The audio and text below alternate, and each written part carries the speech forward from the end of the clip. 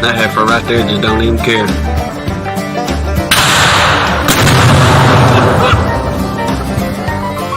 Take yourself down.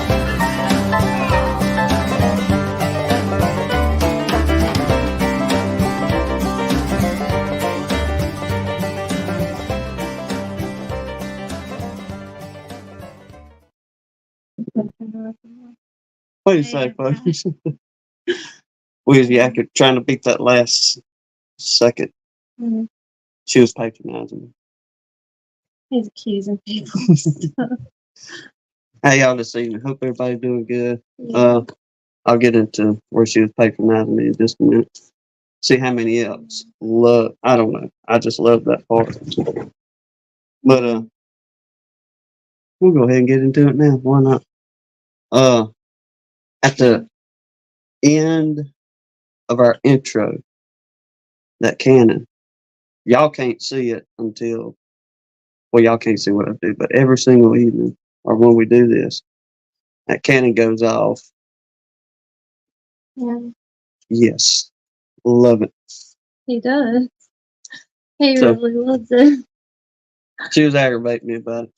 I was not aggravating him. I told him it was cute. And Mhm. he thinks I'm not being genuine, but I was.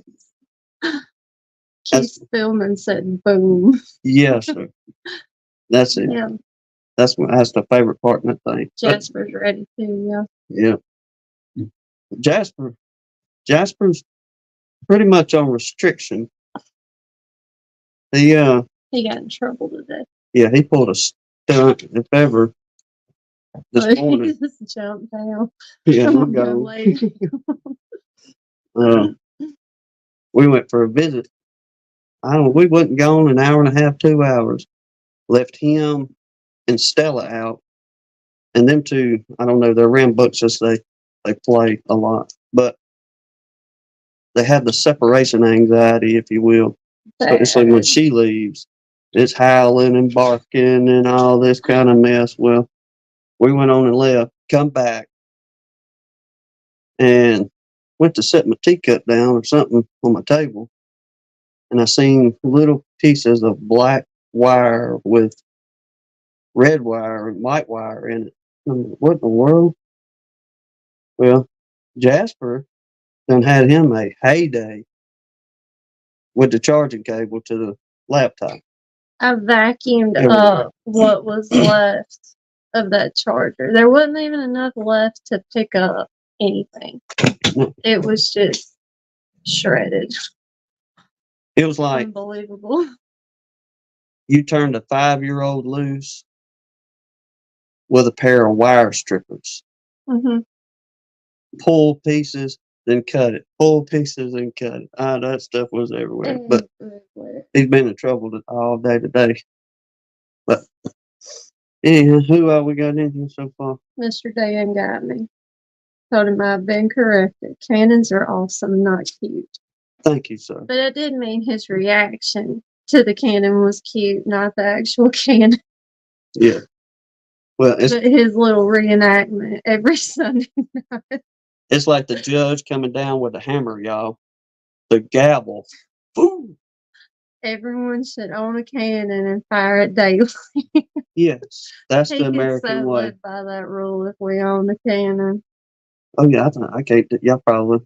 I don't know. I mentioned that several times. How I'd love to have me a cannon. Neighbors would. They would not be happy. Because it would be every single morning. Fire the cannon, raise the flag, America.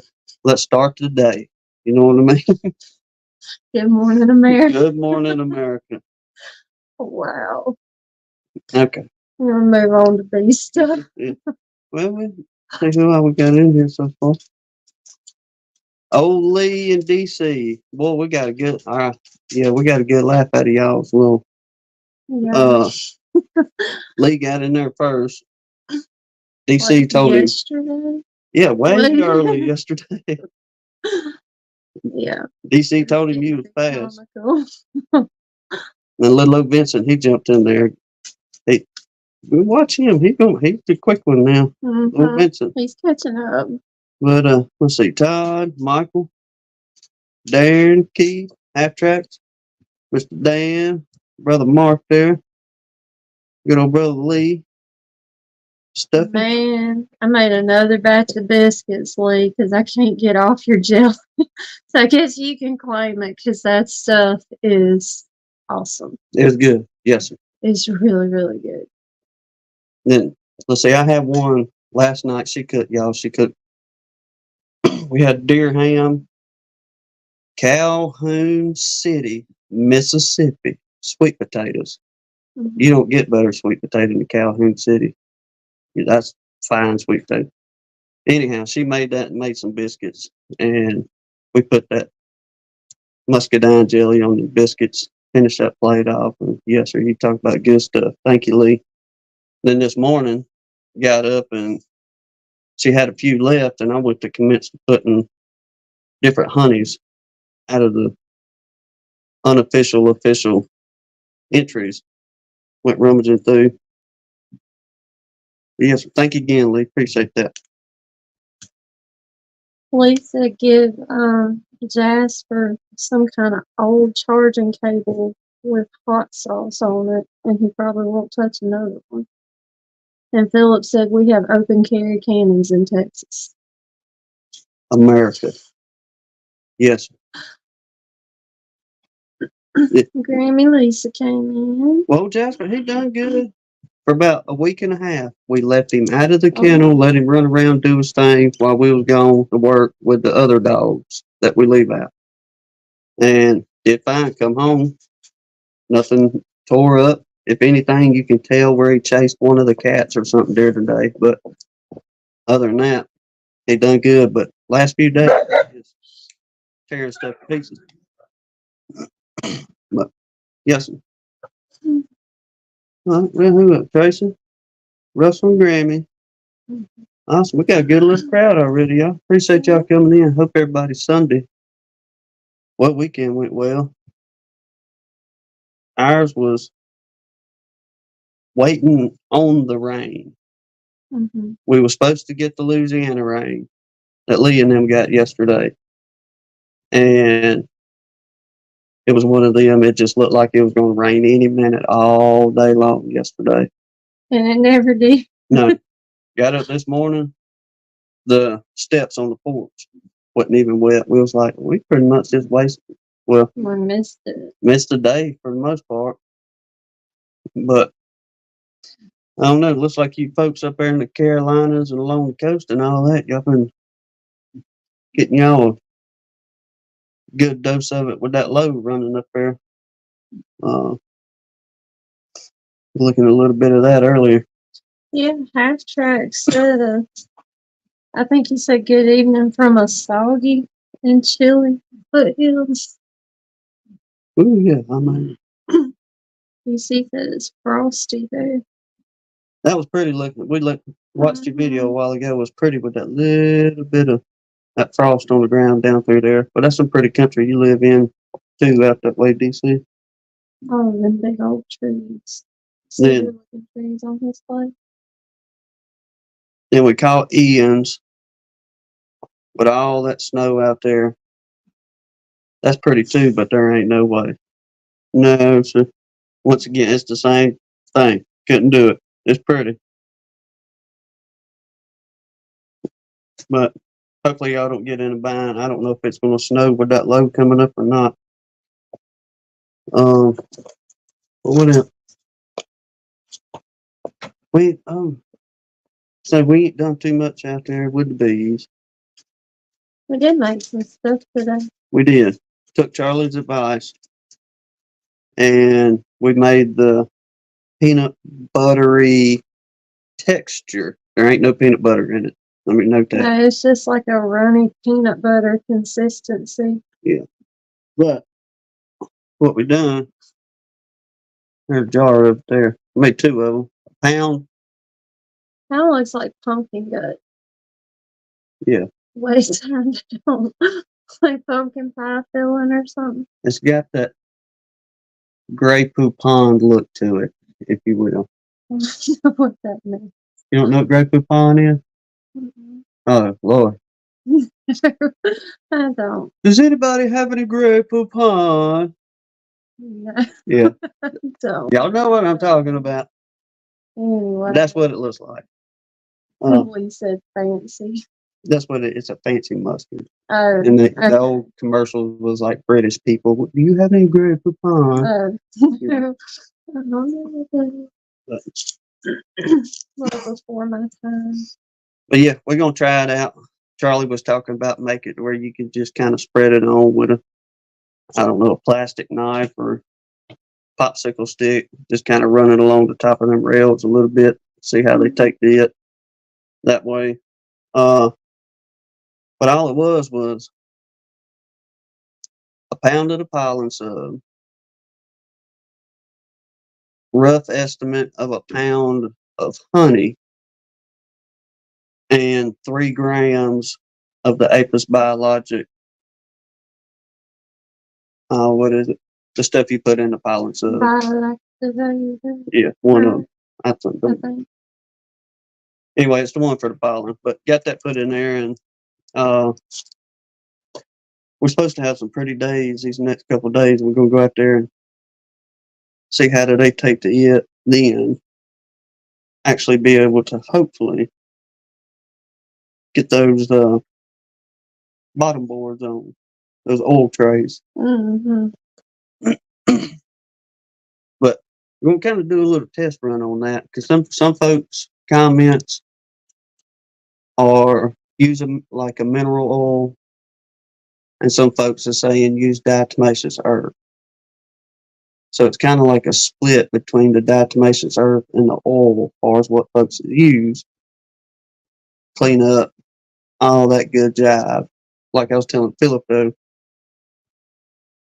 want something that works absolutely, less time consuming, and minimal cleanup to the point. I understand you got to clean up and deal with things, don't get me wrong, but just more or less try to make it quicker getting out there, fooling with that stuff, clean it up. So we're going to try diatomaceous earth and the felon colony, as we call it now. And You call it. That's a little pessimistic to me. that's, yeah, Yeah. The failing colony. What kind of chance are you giving? I'm not giving them much chance. Well, I'm a little more optimistic than you are. But I don't know. This little old hive don't know what's going on with them. That's why we got to get in there and check on them.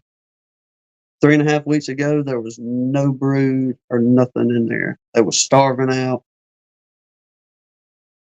They appeared to be queenless. We couldn't find a queen or nothing.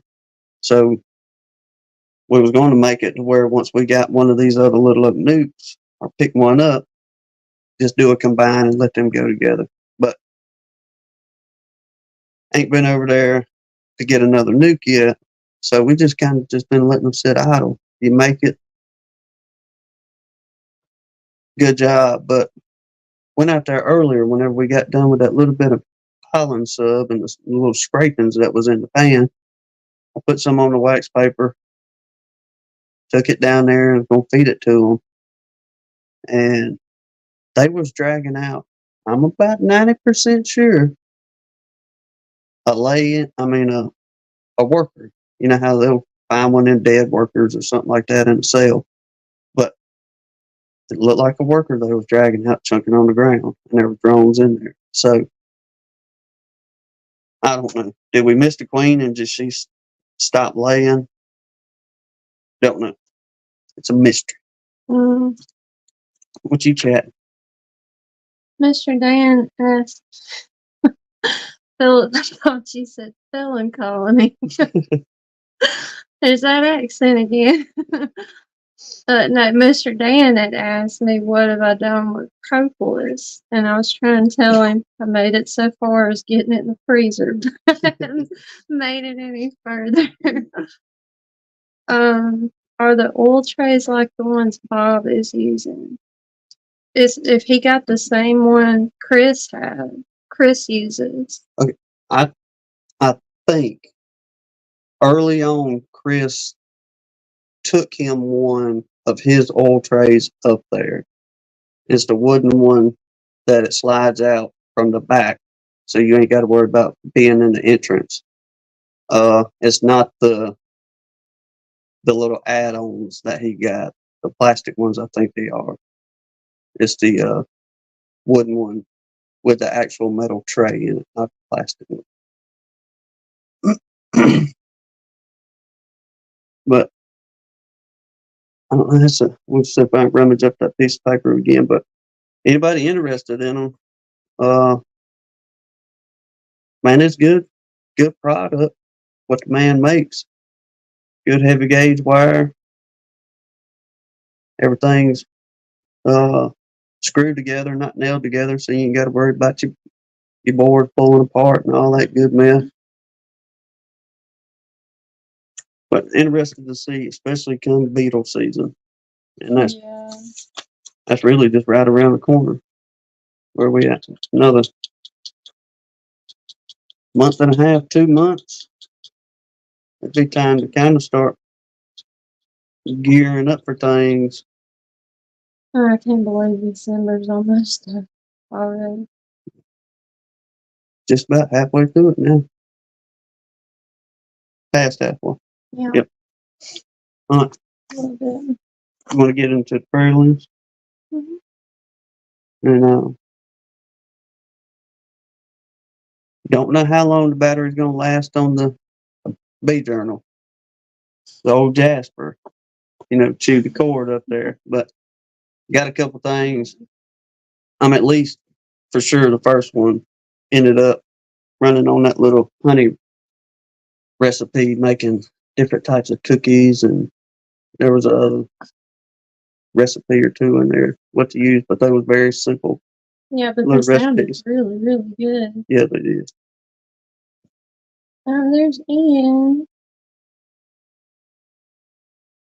Yes, Ian. As a matter of fact, I dug out winter clothes yesterday. Oh, did she dig out winter clothes? Yeah. It was all day long. She had clothes. I'm not exaggerating. Clothes on the bed. Clothes. She's got some of her old grandma and them's wooden chest that sits at the end of the bed that she's got her quilts in. That thing was stacked up. The dressers had stuff everywhere. Then she had another pile that was going to the Goodwill over there. It took her. Digging a really deep hole. It was about 8 hours worth of work she put into I it. was in that bedroom for 3 hours. It was about 8 hours. No, it was not 8 hours. Yes. She's got them out though, Ian. Yes, sir. Really? And how many of those clothes did I give back to my sister? It was a bunch. Thank you. There was a It bunch didn't of all go for me. Good grief. That's what she dug at. Anything else you want to rant about? While we're on it? You sure? I don't think so. This is our therapy group, You It can is. get it all off your chest. We appreciate y'all being They'll here. just laugh at us. Okay. Carry on. So, yeah. You good? Your turn. All right. We got Mr. Mark, Hillbilly Earl, Ed, and Miss Chris. I don't know. Have you heard anything from him? I haven't heard nothing from Ed in about a week or so. Yeah. All right. And then Dirt Rooster's dad, Mr. Pat, the Sun Bunny, Bob's friend, Jason Cooper, Grammy Lisa on here, her granddaughter and her son. I think we added. Yeah, another granddaughter is having bad trouble with seizures, she said. So 2 granddaughters and her son. Bob and his family. Tom with Mac Apiary Bees. Mr. Donnie. Tim Bailey. Michael Tangway's wife, Miss Cindy. Carla Green. Mr. Larry and Miss Sherry Gandy. And Mr. Larry's mama's on here. Brian with Castle Hives and his family. DC's parents, but especially his mama. James Knowles' family. Lee's sister, Nikki King. I'm assuming she's still doing pretty good. Huh? When I talked to him the other day, he said she was doing better. Yeah. Okay. And then Donnie Fixner's wife, Miss LaFay, David Hoskins' little granddaughter, Emma, the Prince family, Honeystone Farm, Flip's daughter, Samantha, is on here. Baby Luca that Mr. Dan Weaver put on here. Little Mystery Girl and her friends. Mike, Minnesota Mike. Brad, Canada Brad. He's got surgery coming up this week. Ian from Ian's Wonderful World. Philip put on here he had been in the hospital with a really bad reaction to honeybee stings. The tornado victims' families. Brown and Daughters Beekeepers in Israel, DC put on here. Miss Pam last week put her friend Mindy on here. She lost her dad. And I was going to ask y'all if you would keep my dad in your prayers this next couple weeks. This time of year is kind of rough for him. So Think so. Use it, y'all. Yeah. Kindly add him to y'all's list. Man, just he's got a lot on him right now. So yes. Lee said she got an infection, but on antibiotics. Oh, I hope that knocks it out. Yes, sir. Oh no, so don't need no infection after kidney surgery. Mm-mm. Oh, You want to try it? I'm gonna try it. See if it'll crank. If not, we'll see what we can go ahead and just stick the link in there. Doing all that case. Everything's going foul. Wait a minute. Wrong button. Well, that's awesome to hear, DC.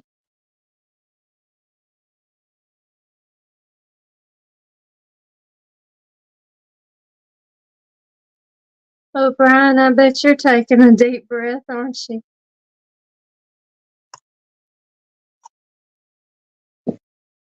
Yep. Mm-hmm. Okay.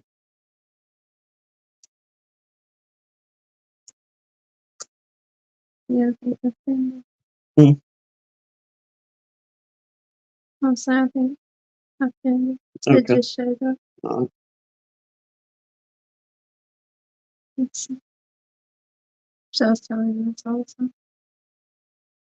All right. Plus, I Yeah. still got B. Well, there's Ed.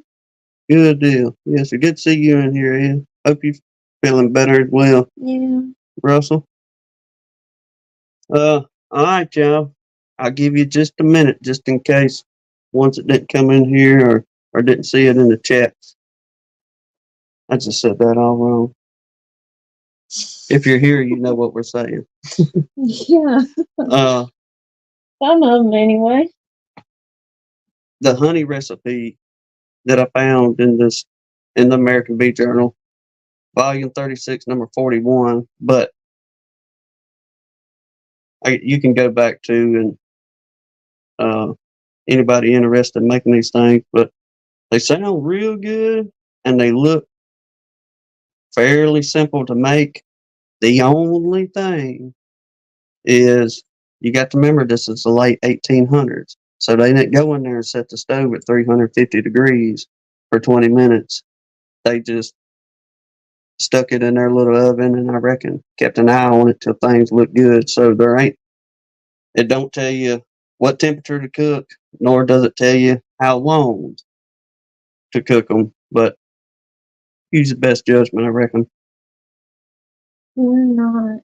Next Sunday, Stone River asked if we're going to do a live since it's Christmas Eve. We're not, are we? We wasn't planning on doing a live. Let everybody be with the family and, celebrate this time of the year as we celebrate the birth of our Savior, Christ Jesus. And yeah, we was kind of probably gonna hold off. I figured everybody was gonna kind of be with their families and all that. I mean, Flip, that is good to hear. That they had good news from his daughter's surgery, waiting on more tests. awesome. But that is good news. Ed said he sees a heart doctor tomorrow. Okay, keep us updated, Ed, if you don't mind. Shoot me a text, or you don't feel like talking. We just kind of like to know how you're doing there, brother. Mm-hmm.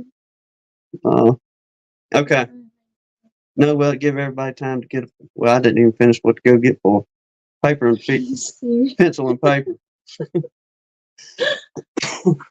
But okay, the first one is a honey cookie.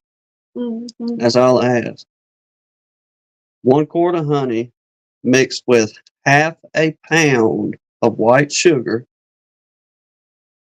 half a pound of butter, and the juice of 2 lemons. Stir this mixture very hard, then mix in gradually flour enough to make a stiff paste. Cut into round cakes and bake in buttered pans. That's for the honey cookie. Then for honey ginger snaps, and ginger snaps are pretty good. Anyway, but don't know that we've had honey ginger snaps. But anyway, honey ginger snaps. 1 pint of honey, 3/4 of a pound of butter, 2 teaspoonsful of ginger. Boil together for a few minutes, and when nearly cold, sift in flour until it is stiff enough to roll. Cut into small cakes and bake quickly, it says. Yes. I got your first membership. Welcome to Wax Mom. Man, I appreciate don't know what you. that was for Flip. half a second. Yep. We do appreciate Thank it very you. much. That kind of threw me off until I saw his name above it. I thought that was some kind of scammer. Yes, I was thinking, what is somebody get him out of here. Yeah. Well, no, don't kick him out. No, not at all. We appreciate thank you that much. very much. Yeah, we got the notification, I guess, last week or something where we could start doing memberships and what the stickers. I'm not sure what all that is. Lee, I'll be calling you again. Lee helped me get up to a certain point. Mm-hmm. So now I got to call him back to this point to understand all this other stuff. But thank you again, brother. We appreciate that very, very much. Honey ginger snaps. Mm-hmm. 1 pint of honey, 3/4 pound of butter, 2 teaspoonsful of ginger. Boil together for a few minutes. When nearly cold, sift in flour till stiff enough to roll. Cut into small cakes, and bake quickly. I don't know why you got to bake them so fast. Some of that stuff's just really temperature sensitive. And if it gets too hot while you're working with it, it won't bake right. It won't rise right. Mm-hmm. A lot of dough like that can be real finicky, like biscuit dough and bread dough. That's why when my hands are killing me, I let the machine do the bread dough, because if you knead it too much or too rough, it's not going to rise right. Okay. Mm-hmm. Oh my gosh, Lee. What? Yeah. Lee, thank you, bro. Thank you God love very you. much. I Thank appreciate you. that. Yes, sir. Well, DC said he'll hang out with us if we come on next week. Is that a hint? Yeah. Y'all go live. You gotta see if Amazon can get a power cord here next Sunday. Yeah. I'll tell you what we'll do. Do you want I can't even see the thing. or you just want? Huh?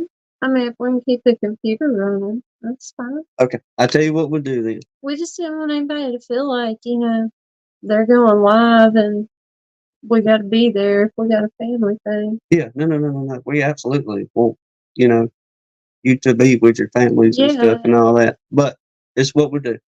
I'll make one of them little poll things on the community page, and They're y'all already vote. doing it. Stone River said he'll be there Oh yeah. if we do. Okay. All right. We'll put a vote up. Majority wins. Then, you know, if so, then yes, Then we'll we'll have do it. it. Yeah. I can't read that. DC's yet. Hey, don't make it a big thing. I just have, and there's a big heart in the way. I can't read it up there. Oh, he says, I just have no life. You all right, bro? Hey, Hey, look, you see how much life we have, DC? It's What- fun, though. that's it. I mean, I really do enjoy this. Mm-hmm. Everybody just coming to hang out, good fellowship, chit chat, whole deal. Mr. Dan said do another live Monday night and we can talk about all the cookies we ate. Yeah. All right, let me move on to that. We got the ginger snaps. There's just 2 more left, I think. Yep. Honey tea cake. Let's see. This one, yeah, I would try it, but I don't know if I like it. But anyway, you'll see why. Unless you're a person that likes tartar. Apparently, tartar is part of the ingredient, and I do not like tartar. But Mr. Mark said if we do it, he'll dress up as Santa. get him on there.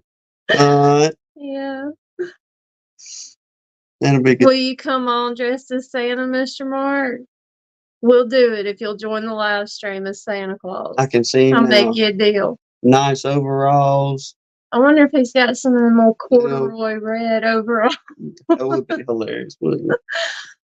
There you Yeah. go. Yeah. Honey tea cake. 1 cup of honey, half a cup of sour cream, 2 eggs, half a cup of butter, 2 cups of flour, scant half teaspoonful of soda, 1 teaspoon of cream of tartar, and it says flavor to taste. If I was doing that, just don't put the tartar in it. That would be me. But it may be good. I don't know. But there's just some things like people tell us, well, oh, I cooked this and it's so good and it's got pineapple, and I just look at my wife and go, Get me out of it. no. Oh, thank you, Jane. And Lee, he started a power cord fund. Are you serious? Flour corn. Oh my goodness. Jasper, see what you got. He's over there napping now. Yeah, he's out. Awesome. And Thank you, James Jane, joined. coming on board. Appreciate you, bro. We do. Very Awesome. much. Yeah. All right. Let's see. One more. And I've seen these. I know probably a lot of y'all seen old your Meemaw or Mimi or Grandma, whatever you called her, or grandmother. Me, Mom. Meemaw. Nanny. Anyway. Lots of them. Yes. Honey popcorn balls. 1 pint of honey. Put it in a frying pan and boil it until very thick. Then stir in freshly parched corn and mold into balls when nearly cold. So I guess you just pour your popcorn seed in that hot honey, let it pop, then mold it. I've never done something like that, though. Any of y'all I ever am done gonna that? try those honey cookies, though. Well, I got saved in here under honey cookie recipe. Kept it simple. Look at you, all organized. Well, I was figuring things out. How about that one there? Sugar, And this one, I don't know if we'll be able to get into this, but is Joseph? No. Oh. Have you seen Joseph Riles in here yet? Because at the end of last week's show, in the comments, he asked about putting granulated sugar in the comb and just sticking in there, letting the bees do their thing. So I was going to try my best to answer some of that and what we was going to yak about tonight in sugars. But maybe next week I'll say this may be something Ian may think about more, Brad may think about more, James, any of the guys, I say sideline commercial guys and gals. Well, Brad just came in. Did it? Canada Brad. Okay, all right. But what they call it? Okay, cubic inches in the brood chamber. We'll save that if everybody votes to come on next week. Mm-hmm. But reading into some of that, it made a whole bunch of good sense what they was talking about. Basically, how we look at it is we got so many frames of brood in there, but they were actually breaking it down of cubic inches of how much brood that is supposed to be in there as far as numbers, what different people thought the numbers would be. Like what they was mentioning average back then that they looked for in so many cubic inches of their frame, it was like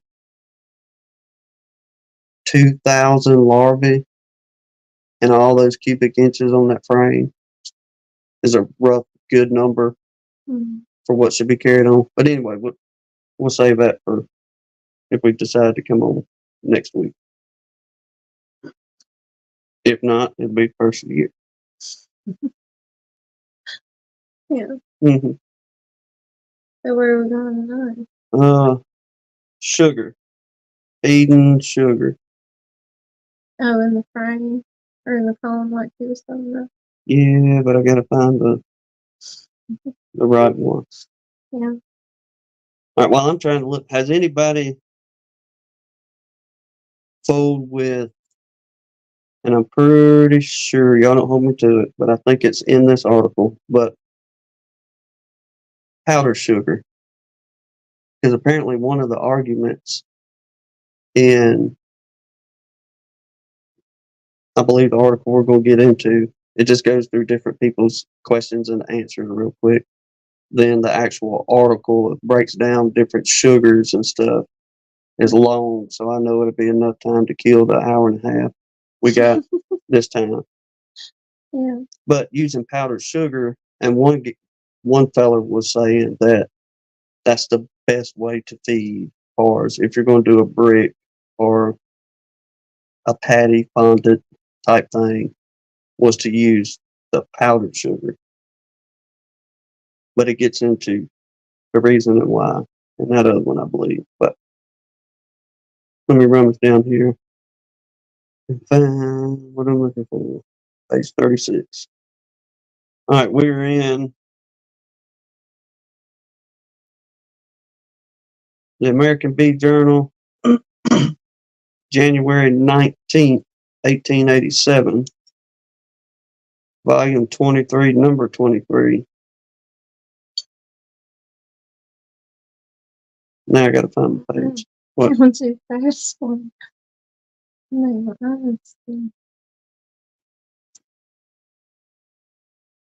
Okay. I think this is it. Yeah. All right. This is the quick one, if you will. I don't know if I'm going to read all of them because it's just several small little paragraphs of people saying short. Yay or nay. Yeah, shorts. But the title of it, anybody wants to go back reading, is Feeding Bees in the Winter. But, all right, see my article on feeding bees on page 741 of the Bee Journal of 1886. G.M. Doolittle. That dude's in here a lot. He says, no. Some other fella, W.Z. Hutchinson, put candy over the frames and cover it with the woolen quilt or blanket the bees should be in the cellar. Or give them frames of sealed comb honey. Put in frames of honey if you get them. If not, use a soft candy made from coffee,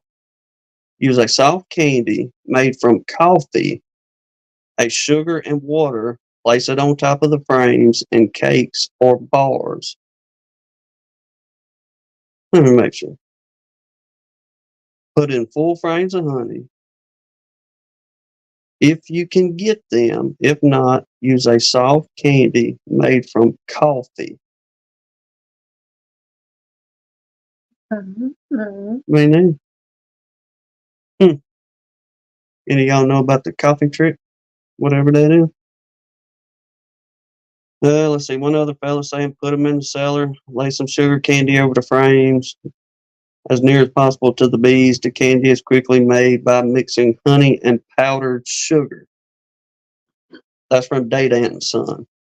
You just ended one? Yeah. What is mountain camp? Mm-hmm. Mr. Dan said he was saying, I just put sugar cakes on, but I used to just do dry mountain camp. But then Michael Buck was saying he makes a mountain. Is that where you just pour the sugar in there and let them go? Hey, Sarah. Where's Brian at? He said, anyone ever make honey pokey? I told him It's that a was great a honey new candy. one for us and asked what went in it. So that's my pro tip for the night. Yeah. Oh yeah, that's it. Where's she at? That's that Maine Coon up there, Brian. Yeah. Okay. But no, I didn't know what mountain camp was. I think y'all correct me if I'm wrong, but ain't it where you just take the sugar and pour it in on like a piece of wax paper or something like that and let it rip? Okay.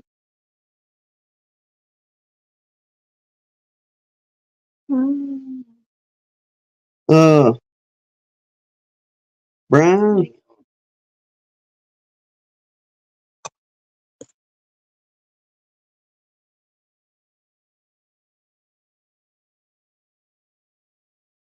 Well. Don't hit that one too many times. Yeah. Push the button. Right. I was trying to see if I could. I don't know if we can do it in here or not. Brian, I think to add the links, we got to put you as that had the blue wrenches by your name, where you could add stuff. I don't know how you went. I had to go back in and add y'all. Several more of y'all went to the, what do you call it? The blue wrench. But I don't know how to share it from where you put it. Like how to, I guess, approve it or whatever. I'm sorry, Brian. I don't know how to do it off the phone. I don't know. Maybe. No, can't do nothing on that either. I think we got to add you through the YouTube. Yeah. And put you moderators. Yes, sir. That's the word. Okay. All right. What is it? Just Google. Put that up here real quick. Any of y'all interested in it? Yeah, Mr. Dan said mountain camp is just pouring dry sugar on newspaper over the frames. Okay, there we go. Let her rip, take it to you. Lee's gonna save us again. He told Brian to text him the link and he'll put it up. Okay. Thank you, brother. Thank you. We'll go through and get a bunch of y'all more with the blue wrench moderator thing. That way, anybody else want to do the same, add a link and all that. Y'all can add all that. Where was we at? Put them in the cellar. Yeah. Put a candy on powdered sugar. Mr. Daydamp. All right. Mr. Tinker I just had to say that. He says make a candy of granulated sugar, lay it over the frames, or what is better, use the good quotations candy made from powdered sugar and extracted honey. Comb honey can be fed in the same way. So pile the combs. All right, that was his. I'm gonna find the one where it was talking about. It may be in the next deal we're gonna get into where it was talking how much better, I guess, powdered sugar was versus cane sugars and granulated sugar for them back then. I guess you can have your own opinion nowadays, or the science may prove something different between here and 1887. But Ooh, people talking different recipes now. y'all cooking? Brad, that sounds really good. He said he pours the caramel into a pan, cover it with pecans and honey, and then pour melted chocolate over that. Get out of He here. said it's like a turtle, but way better. Mm, That sounds really, really good. Might have to try one now. See if I can make some. run back down here and put that up for y'all real quick.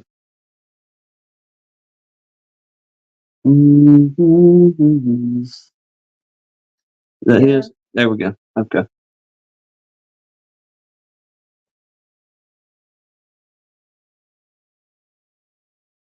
Awesome.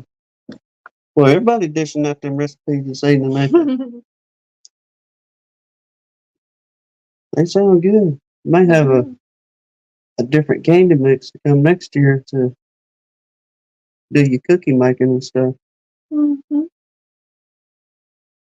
I would like to try what Brad's talking about. Brad, you should definitely video it this time. Yes.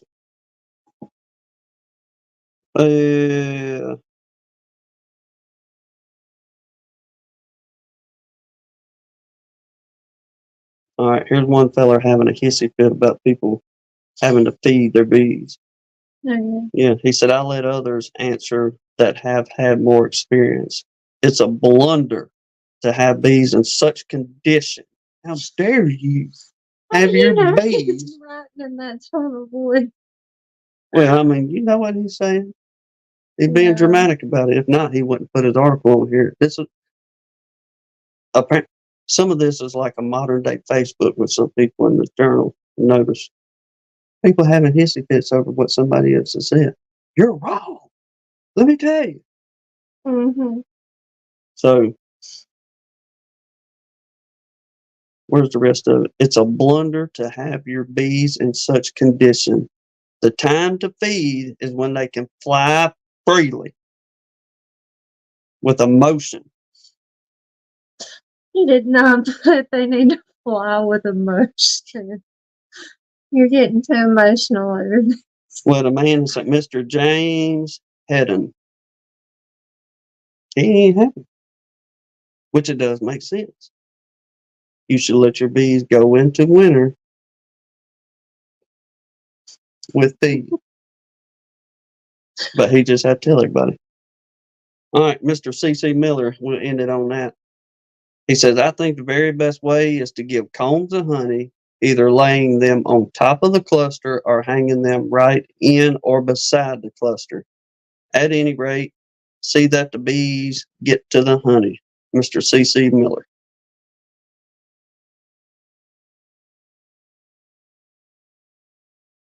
What? Yep. I missed that. I'm She's reading gone. the chat. Well, Todd's talking about a Christmas crack that he bakes every year. Includes layers of saltine crackers. But then Sarah said she just discovered it this year, but she's using graham crackers. I'm thinking, I'm going to have to look up what Christmas crack is because I've never heard of that. I wasn't sure what they were coming up with. There's all kind of good snacks rolling through there, though. Yeah. Brad's making videos of his, and Todd and Brian are throwing out recipes. This is definitely going to be one we're going to have to go back and snapshot the comments. Oh, I'm already doing that. Oh, yeah. Yeah, I am. She's on it, y'all. It's habit form. Really solid. Just what we need. Christmas crackhead. Yeah. Wow. This took a turn. You're the one that started the recipe kick tonight.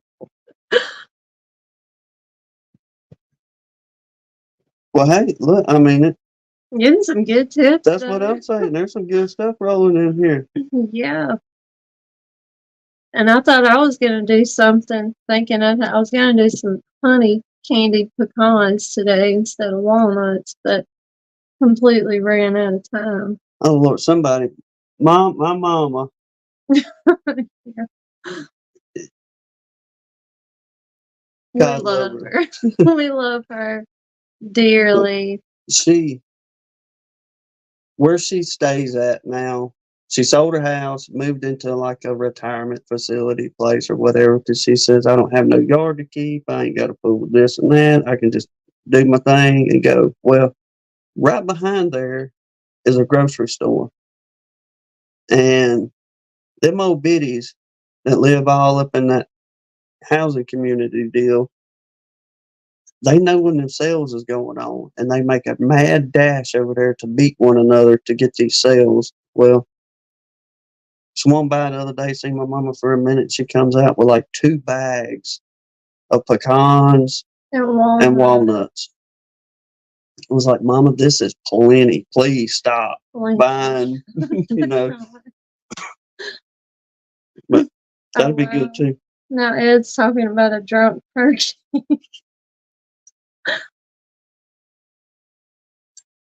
Well, we done a bacon wrap turkey year before last. And you talk about some fine eating. And I'm not a turkey person either. It was really good. But that thing turned out pretty doggone good. Okay, where are we going?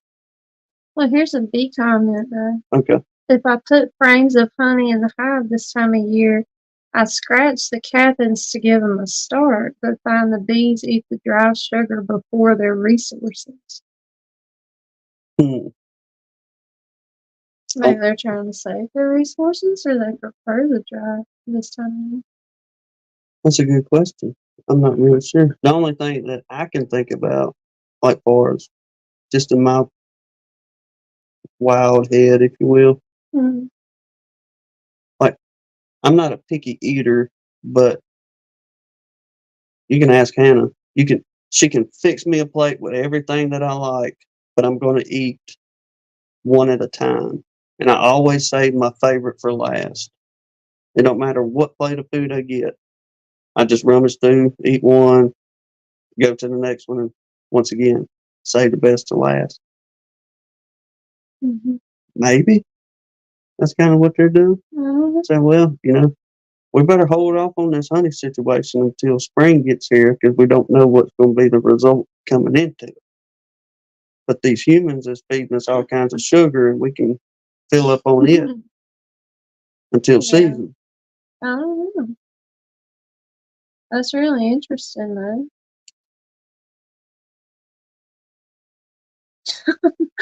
Mr. Dan said, back to the powdered sugar button.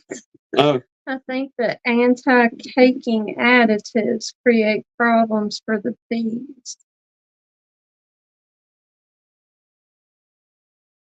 So, the powdered sugar, not a good thing.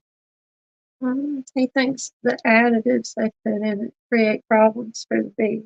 Okay. All right. I didn't ever thought of that. Okay. Well, we got a good idea on that then, don't we? All right, let me see if I can get over here to the sugar page. The big boy. No, he's not that bad, Phil. He said, do you also not let them touch each other? No, I'm good with them touching. Mm-hmm. Especially my breakfast. because everything. If I'm getting grits, eggs, patty sausage, It's just all mixed up in one big pile on his plate. yes, put it all together. They give me some toast. Mm. Well, there's Wayne. I hadn't seen him in a little while. The Texican beekeeper. The Texas beekeeper. What do you say? Hope you're doing well there, bro. Honey is harder for them to metabolize, so they eat sugar or nectar before honey. There we go. No. Well, hey, Dad. Okay. Gotta get on. Michael Buck. Yeah, I've heard that too. He said, I thought powdered sugar was for mite treatments. And somebody I know that has kept bees for a lot of years, not commercially, just like hobby, but they said that too. Now, which, I mean, y'all have heard us talk. The mite problem is not a major issue for a lot of people down here, but they would do that, would dust the bees with powdered sugar, and in theory, they said when they're picking the sugar off of each other or something, they would pull the mites off of each other. So whether I've never seen it, so I don't know for sure, but I have heard about that. I've seen a couple videos, folks dusting them, but they'll get a cup full of bees, what they roughly estimate 300 bees or so in a cup full, I think it was, and throw them in that container. Throw that sugar on top of them and shake them up. And I guess they cut loose or something on there. Lee said it stimulates a cleaning response, but Mr. Dan said mite treatments are just getting a dusting as opposed to feeding. So apparently you can feed, but it's not really good for them. Not the best. Let me get myself going. Philip said I have a brother-in-law with that issue. Can't let his food touch. No, we know folks like that too. No, don't let it touch. Ed said I can't stand my maple syrup touching my eggs. Ooh, I dip my patty sausage in my syrup. I always say one there at the end, because usually say we stop at the old Waffle House. Say that one patty sausage. Whoop. Anything's beeping. Doorbell ringing. Uh-oh. Hey, Can you hear me now? There Sophie, you go. can you turn it down a little bit? Hey, how y'all doing? Good. Good, man. How's it going now? Oh, shoot, I don't know. I'm telling you, it's crazy. I might just hijack your show if I start getting into all that's going on with me tonight. You need to rant too, Philip. Button's got his out. You can too. I don't need to rant at all. I mean, that's I don't know whether to, it's blessings or something to worry about or what. But my son got into an automobile accident this afternoon. Uh-oh. Is he okay? He's okay, but he started feeling bad, so my wife took him to the emergency room, get him checked out just now. But yeah, him and his girlfriend was just driving, and they were on a service road next to a real busy freeway here, and a car was waiting to get out on the service road, and a car behind them hit them and pushed them out in front of him. Oh. Just a real split second. He hit him, he thinks about 40, 50 miles an hour. Man. But, and luckily, nobody was really hurt bad. All of his airbags deployed, and he's pretty sure his car's totaled. His bumper was like 6 inches behind the front of his front tires. It was a heck of a wreck. Anyway, he was saying he was fine there, but as he, you know how you guys have been around that stuff. He started having a little bit breathing issues. You know, his car filled up with smoke, and he started getting headaches. So they just decided to go ahead and check him out. So maybe he'd be on the short-term prayer list. Yeah, Yeah, for we put him on sure. there. Yes. I'll definitely add him. I Hopefully it's- needed your prayer list, Hannah, Why? because there was some young people that came up to my booth at the farmer's market.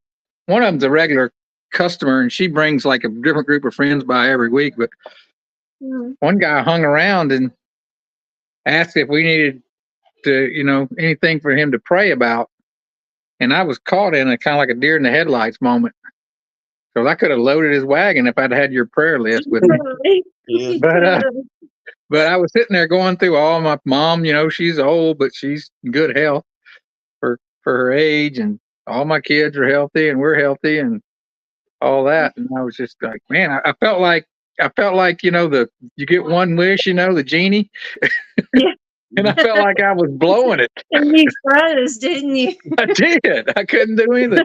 I finally said, you know what? I got a friend that I talked to online who's dealing with cancer, and I offered up Mark Miller. So Mark, and I apologize to everybody else on that prayer list, but I was just stumbled, you know, just caught me off guard. So I got to get your prayer list and put it in my pocket, and I'm just hand it to him next time and say, here, you need to go. You know, whatever you got planned for the rest of the day, you need to just stop.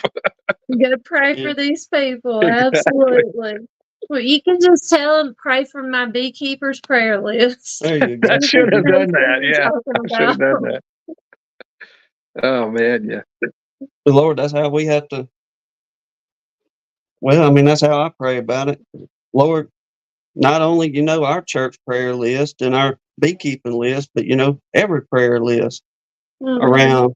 I mean, he ain't limited just to, well, let me holler at Tim and Hannah this week, then I'll mosey on down, you know, over to Texas and see what Philip's got. He can handle every bit of what we give to him. That's what he wants as well. Them prayers, he says, is incense to, you know, our Father. Whenever them prayers go up, that's a good thing. That's what he wants us to do. And the Lord listens to them. And we got testimonies right in here in this chat. Folks can tell you, say, hey, you know, appreciate you praying. Things is getting better, or, you know, appreciate the comfort and all that. It's help. It's just loving one another, man. As we should. But this is the perfect time of year to really focus on that as well. So, yeah, and today I've been trying to clean up my work area. You know, I kind of, yesterday was probably wasn't my last market. I'm gonna do it again in January, but I think it was my last real busy market. I apologize. There's a lot of background noise because I got a house full of teenagers. Well, you are. Yeah, but so I said, you know, my wife's put up with my mess long enough. I'd go ahead and try to clean up some stuff. So I've been all day. I don't know if anybody was on Charlie's live. I'm sure some of them were, but I had my old messy table in the background of that video when I was on that. But here, let me show you guys what I did before I get it messed up again. It won't last long, huh? Yeah, it won't. No, it'll be back to being terrible. Let me just. I'm sure your wife will appreciate it. It tends to make them happy when we clean our messes up. Oh, it does. Well, she's been dealing with. She went to the accident scene and dealt with my son. But yeah, see my table there.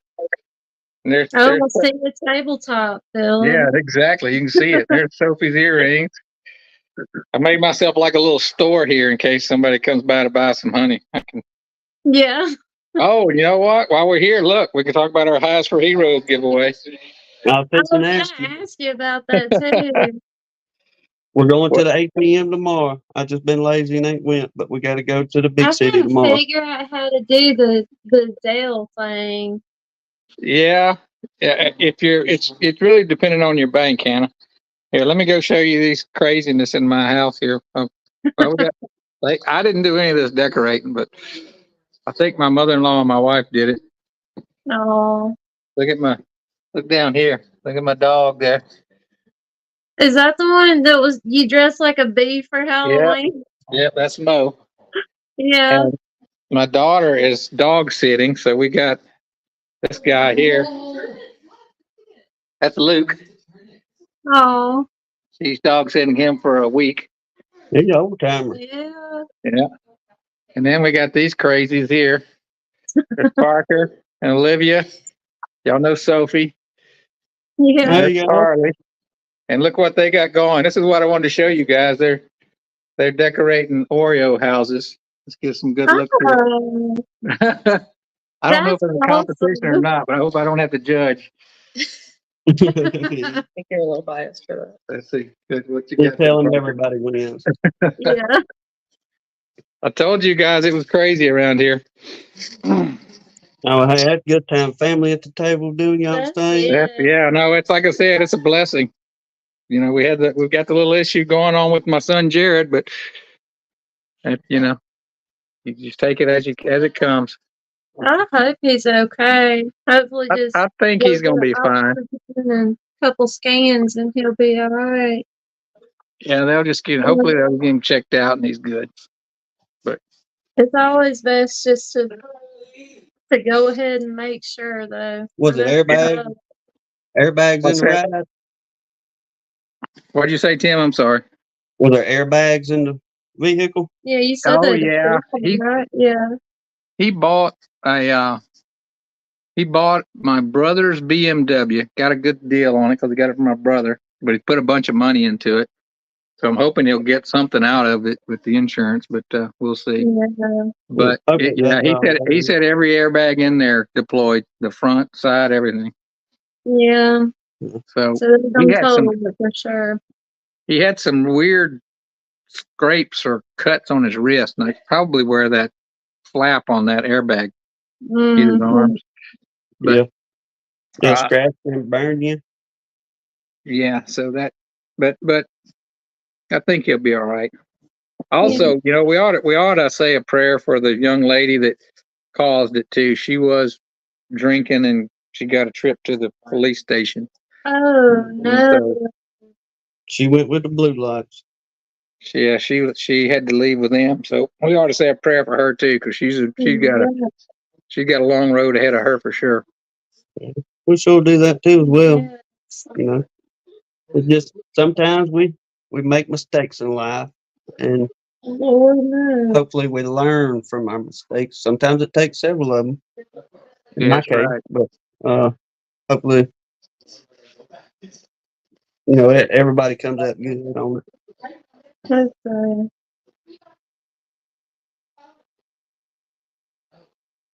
mm, That's it. There's a reason, like old Michael Buck said. We meant to go get a treat, Ed, but the fella we usually trade with get a Christmas tree. We had that drought this year, and it killed out a whole bunch of his stock out there, and he didn't even open the Christmas tree for him up this year. He said, "There ain't even nothing out there worth, you know, trying to get anything." So we just, I don't know, we improvised. Hannah's got she got her Christmas stuff out and all that, but we I didn't put the actually tree. did get some decorations out this year for the first time in a little while, and I don't have a tree to go with them because we didn't get it together, or I didn't get it together. Let me rephrase that this year. Ed said I can't keep a tree because the cat loves to climb it. Well, Oh, when we do get one, the Christmas tree stand is the old metal one. I Mhm. think it is. But he screws the stand to the floor with deck screws to keep Oh yeah. the cats from being able to dump the tree over. so Look, yeah, probably to this day at my parents' house, there is an eye hook still screwed into the wall just above head height where my dad would run a piece of fishing string from the very top of the tree and tie it to that eyeball on the wall to keep the cats from being able to jump the tree over. That makes me think of that. What is that? Christmas Vacation when that squirrel gets in the tree, God. basically burns the house down. I think just nearly. Remember that one of them old National Lampoons? Yeah, I love that movie. We haven't watched that in forever. Now we usually sit down and watch them old classic. We got the Christmas Story. We'll watch Christmas Eve and Mm-hmm. probably do the. Charlie Brown's my favorite. And Home Alone. Yeah, she got the Charlie Brown DVD. She been hitting me up the last couple of days. Why don't you watch the movie? So, but yeah, that's our Christmas. Mm-hmm. Uh, It's just what we grew up on. let's see here. Blaine said I like Elf. Yeah, Now we're gonna have the Christmas movie comparison. I can see it now. Yeah, Santa there's Claus. Ed. Yeah. It's a Christmas Vacation. That's a good one. Yeah. Mm-hmm.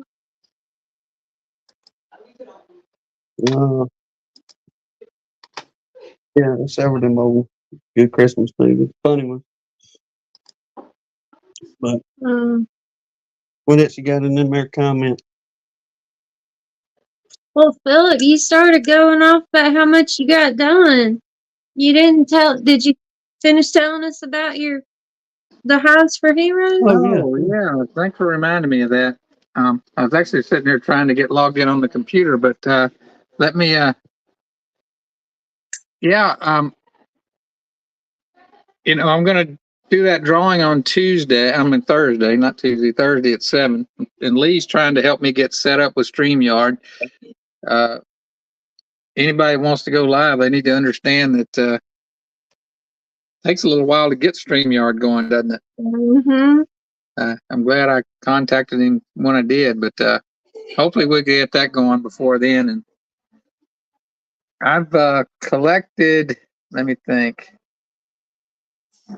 about $330.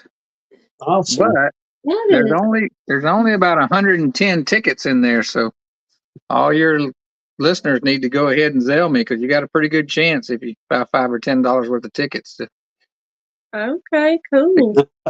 get in on the drawing. Is that an app or something you got to download or?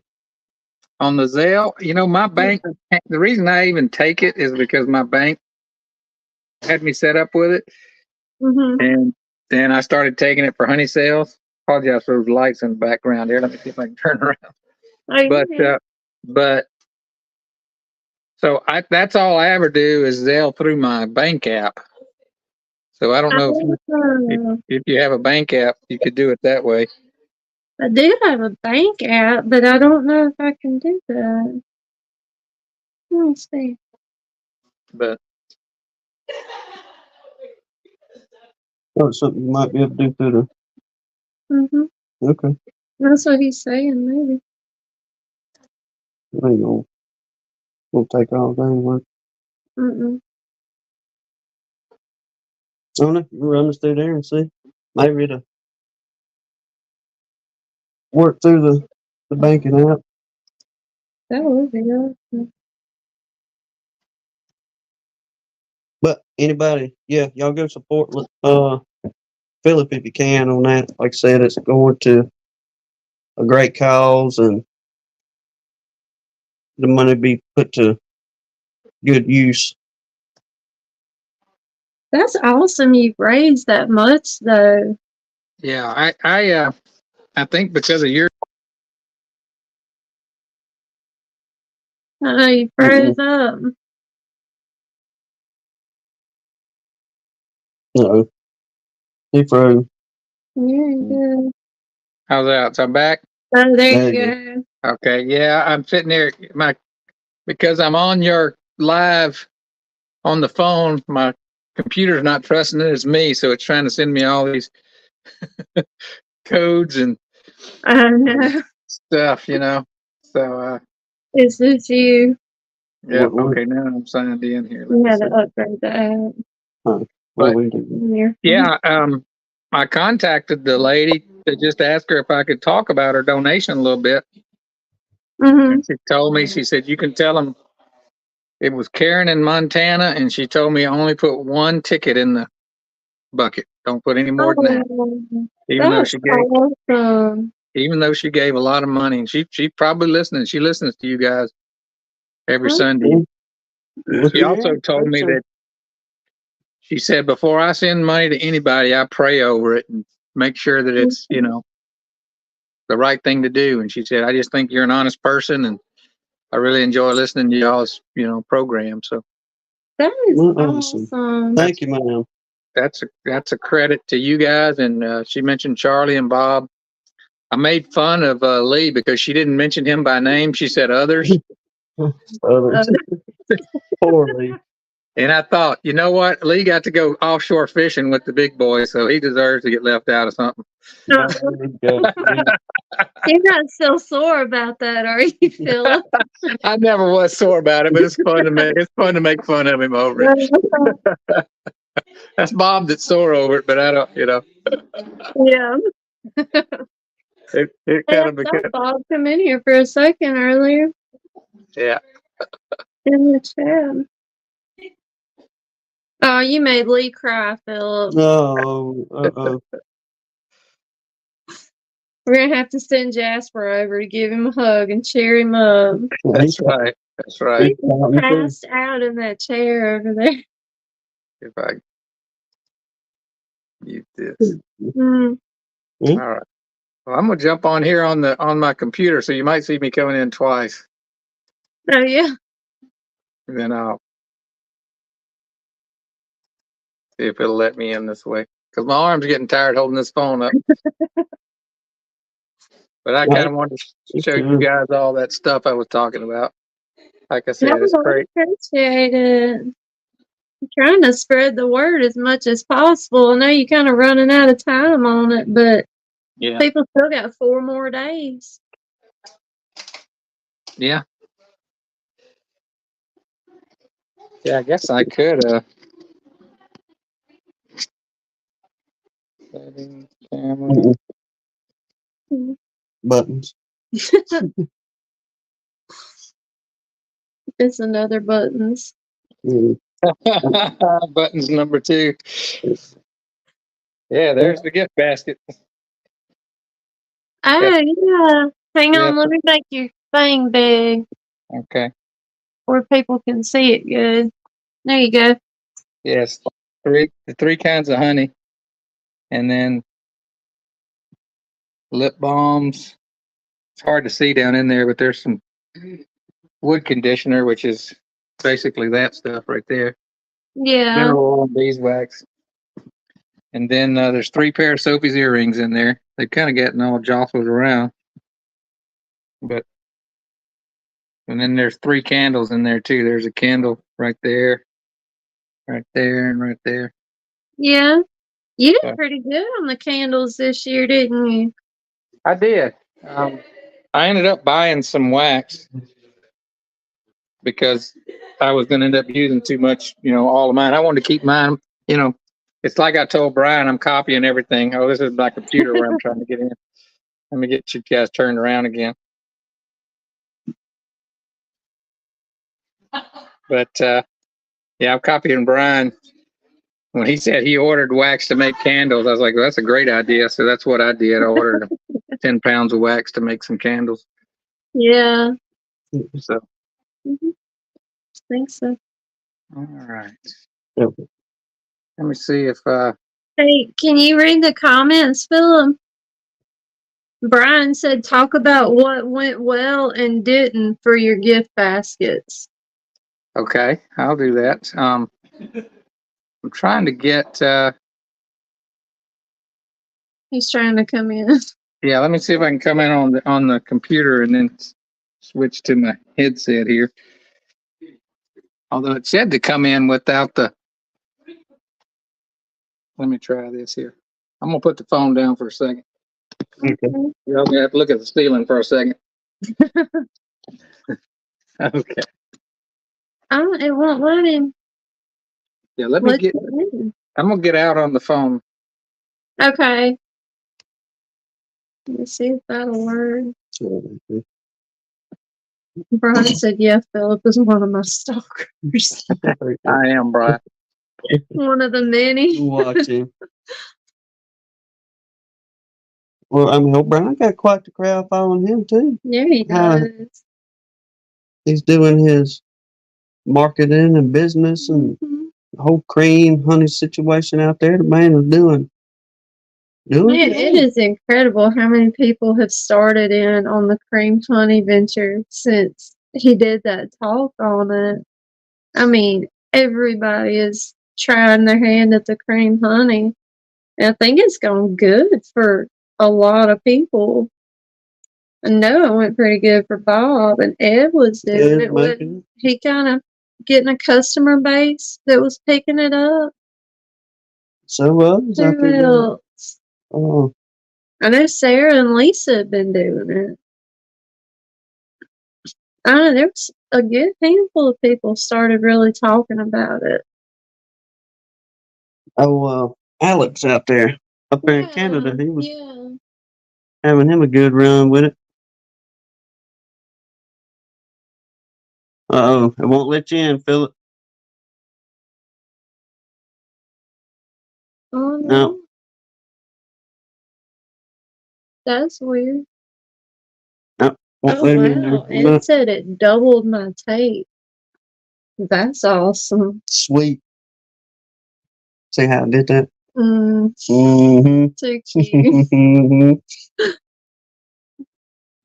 Yeah.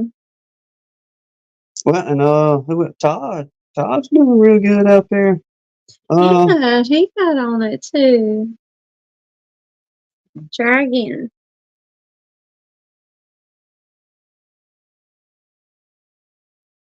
I Nope. don't know why it's coming up like that. What if you hit there, add this maybe? Can you hear me? Yeah. It says I'm on audio only, but yeah, I didn't. The camera's not working for some reason. It keeps showing a picture of a camera with a line through it when you're coming in. Huh. I'm on the same browser I usually use. I'm gonna get out and try to use a different browser to get in. Okay. Roger that. Ooh. Oh, I was trying to find two. We'll kill a few seconds, wait on Philip to come back in, but I imagine a lot of people seen Ian's latest video, how he's having to deal with political ends in the beekeeping world up there. And some folks giving him fits and problems about whatever the case may be. But I don't know if you're still in here or not, brother. But watching that, we know what you're going through on being in an appointed position in something, and especially if a lot of them claim to be run by Robert's Rule of Order and bylaws and such, but oftentimes people do what they want to do, or they have their so-called educated opinions on things. But imagine where I'm going with this. Imagine you being in the position that you're in right now. People voted for you to be in that position. Imagine there is a rule of order. Okay, yay. 10 people say let him in. 3 people say no. Majority wins. You got in there, I imagine, by majority of votes, people putting you in. So people have trust in you, brother. Try not. I know it's hard. But whenever you have people coming attacking you like that, and I mean, you already know this, but water off a duck's back, because it don't matter what you do. You ain't gonna make everybody happy. No, not at all. Because somebody's going to have that different opinion about what you say or do, no matter if it's for the better of what you're trying to do. Somebody's always going to try to beat you down or go to running that mouth to others about this and that. Chicken fat, as the preacher said. But don't know you.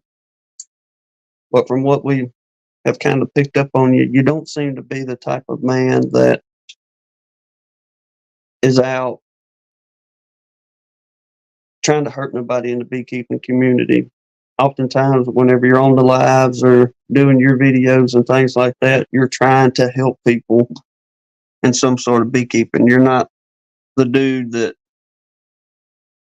I'm keeping all the secrets and I'm not going to tell you anything because I'm a commercial beekeeper. So you don't have that glorified attitude. You seem to truly help people. So, like I say, if it helps, we support you in anything along those lines because we believe that you ain't trying to put your people in a bind. And I hope that you don't let it bother you too much that folks is trying to jump on you. They just testing the water to see what they can get away with is all they're doing.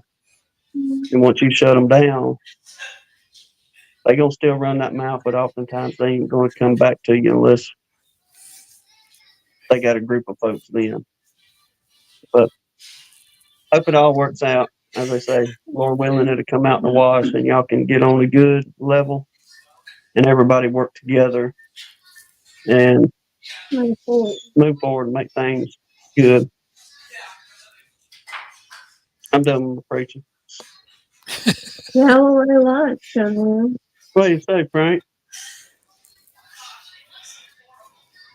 Let's see. They're talking about tinctures now. Brian said he's gonna have to make some more because people kept asking for it. We got to get stuff to make yours. Like I said, we finally did. But putting the fridge freezer. So it's been there a few weeks now. We just got to get by get to the liquor store.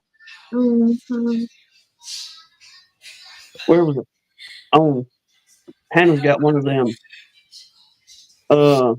pictures. Digital Yeah. picture frame. And we had took it, I can't remember where we took this picture at, but we had found an old prescription from the 1960s, I think it is, on there. But for some reason, I was looking at them pictures the other day, and that old prescription come up from the doctor. And what he had on there was for a cough and sore throat. The prescription was, so much honey, so much whiskey, and so much lemon. Right. Mix it together, drink it 4 times a day. Now with the doctor's prescription. Yep, my mom used to make that just like that.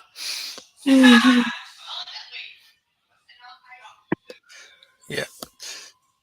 Now they go slide your insurance card and get this medicine here.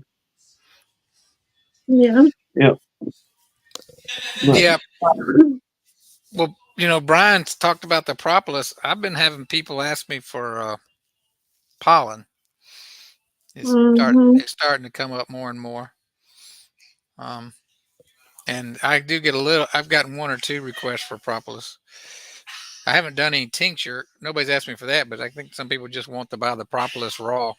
But that's something I need to look at. But yeah, Brian was asking what I would do different or give a breakdown on the gift baskets. We went to on Monday. Sophie made about, I don't know, 10 or 12 gift baskets. And then somebody came in on Tuesday night and bought 9 of them. Wow. So we had that big sale. And then so then she got busy with entertaining these same friends you guys just saw. So I spent most of Friday. I got off work at 4 o'clock and started making gift baskets, and we ended up taking 23 gift baskets to market and sold 15 of those. So they did Wow, very that's fun. they did very well on Saturday, but they had not sold that well before that. But I think the main thing is I didn't have any spring honey except in the gift basket. So if they wanted that, they kind of they, Uh, they kind of had to buy the gift baskets, you know. So that was a hook, Philip. it was. You playing that? Well, you know what? Somebody on either this live stream or Bob's recommended to me that when you get close, you need to make sure you put it in smaller jars and sell it in smaller quantities for a higher profit, which is kind of what we did. But I combine that also with, hey, if you're going to get the honey, you have to. That's right. That's right. That's my hashtag. Thanks, Brian. So, they had not only they had to buy the more expensive honey, they had to pay for the little gift crate I built and some candles or lip balm or something that's put in there. And I did drop the price of each item I added by $1, so, and then I even offered on Saturday, I said, and Brian, you might try this. I said, look, if you buy a gift basket, I know you're overpaying for the honey and for the box. I'll give you up to 5 other items at $1 off each, if you want to do that. Oh, So kind of gives you something. Not too many people took me up on that, but what was funny was that same couple that came by the house and bought 9 gift baskets. They came to the farmer's market and bought 6 more. So wow. Reel them on in. Hey, somebody was checking off their Christmas list at your booth at the yeah, they market. spent that couple alone spent over $550 with me. So Heck yeah. Appreciate you. For real. Mhm. yeah, somebody was saying something about the Stone River Bees. I had not planned on it. I'm going to bring 2 cases of the 10-ounce jars, which are the jars that are in the gift baskets. I may throw some of the stuff in there, some of the candles and lip balm and stuff like that, and just to have. But I hadn't planned on bringing the gift baskets. But if you want something, let me know and I'll put it together for you. But yeah, Oh my gosh, the other thing, I don't know, Brian, if it had made anything to do, but people tend to, at first I just brought the stuff to make gift baskets, and I wanted people to put stuff in there they wanted, and then I would bring them back the next time and give it to them. That didn't go well at all. I think people just want to see it, buy it, and take it. They don't want to have Yeah, to. that's the thing. They want to take it with them right then. Right. And so I think I'll continue to do it that way. I'll continue to do some with just a little extra stuff and some with a lot of extra stuff. Mm-hmm. Because some people just want to support you, and there was. I gotta answer that, guys. That's my wife. Yeah, Just for got up from the real. hospital. Hang on a second. Hello. Hey.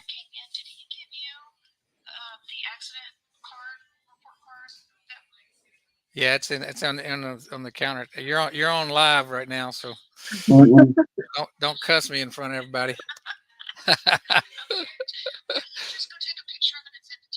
Yeah. Frank, that would have made a heck of a short, brother. Kaboom. All right, I'll do that. All right, right. Yeah, she thought that was funny. I gotta go grab the accident report number and text it to her. I'll be right back, guys. Do your thing. People are activity challenged. I like that, DC. That's a good way to put it. That is a good way to put it. Yes. Whatever. Oh, I imagine y'all sell the mess out of them gift baskets this time of the year. Mm-hmm. A lot of folks ain't so frugal with that money. And plus they got to buy old so-and-so and everybody else something and this. And You know, If he had marketed it as a basket class, it might have gone over better.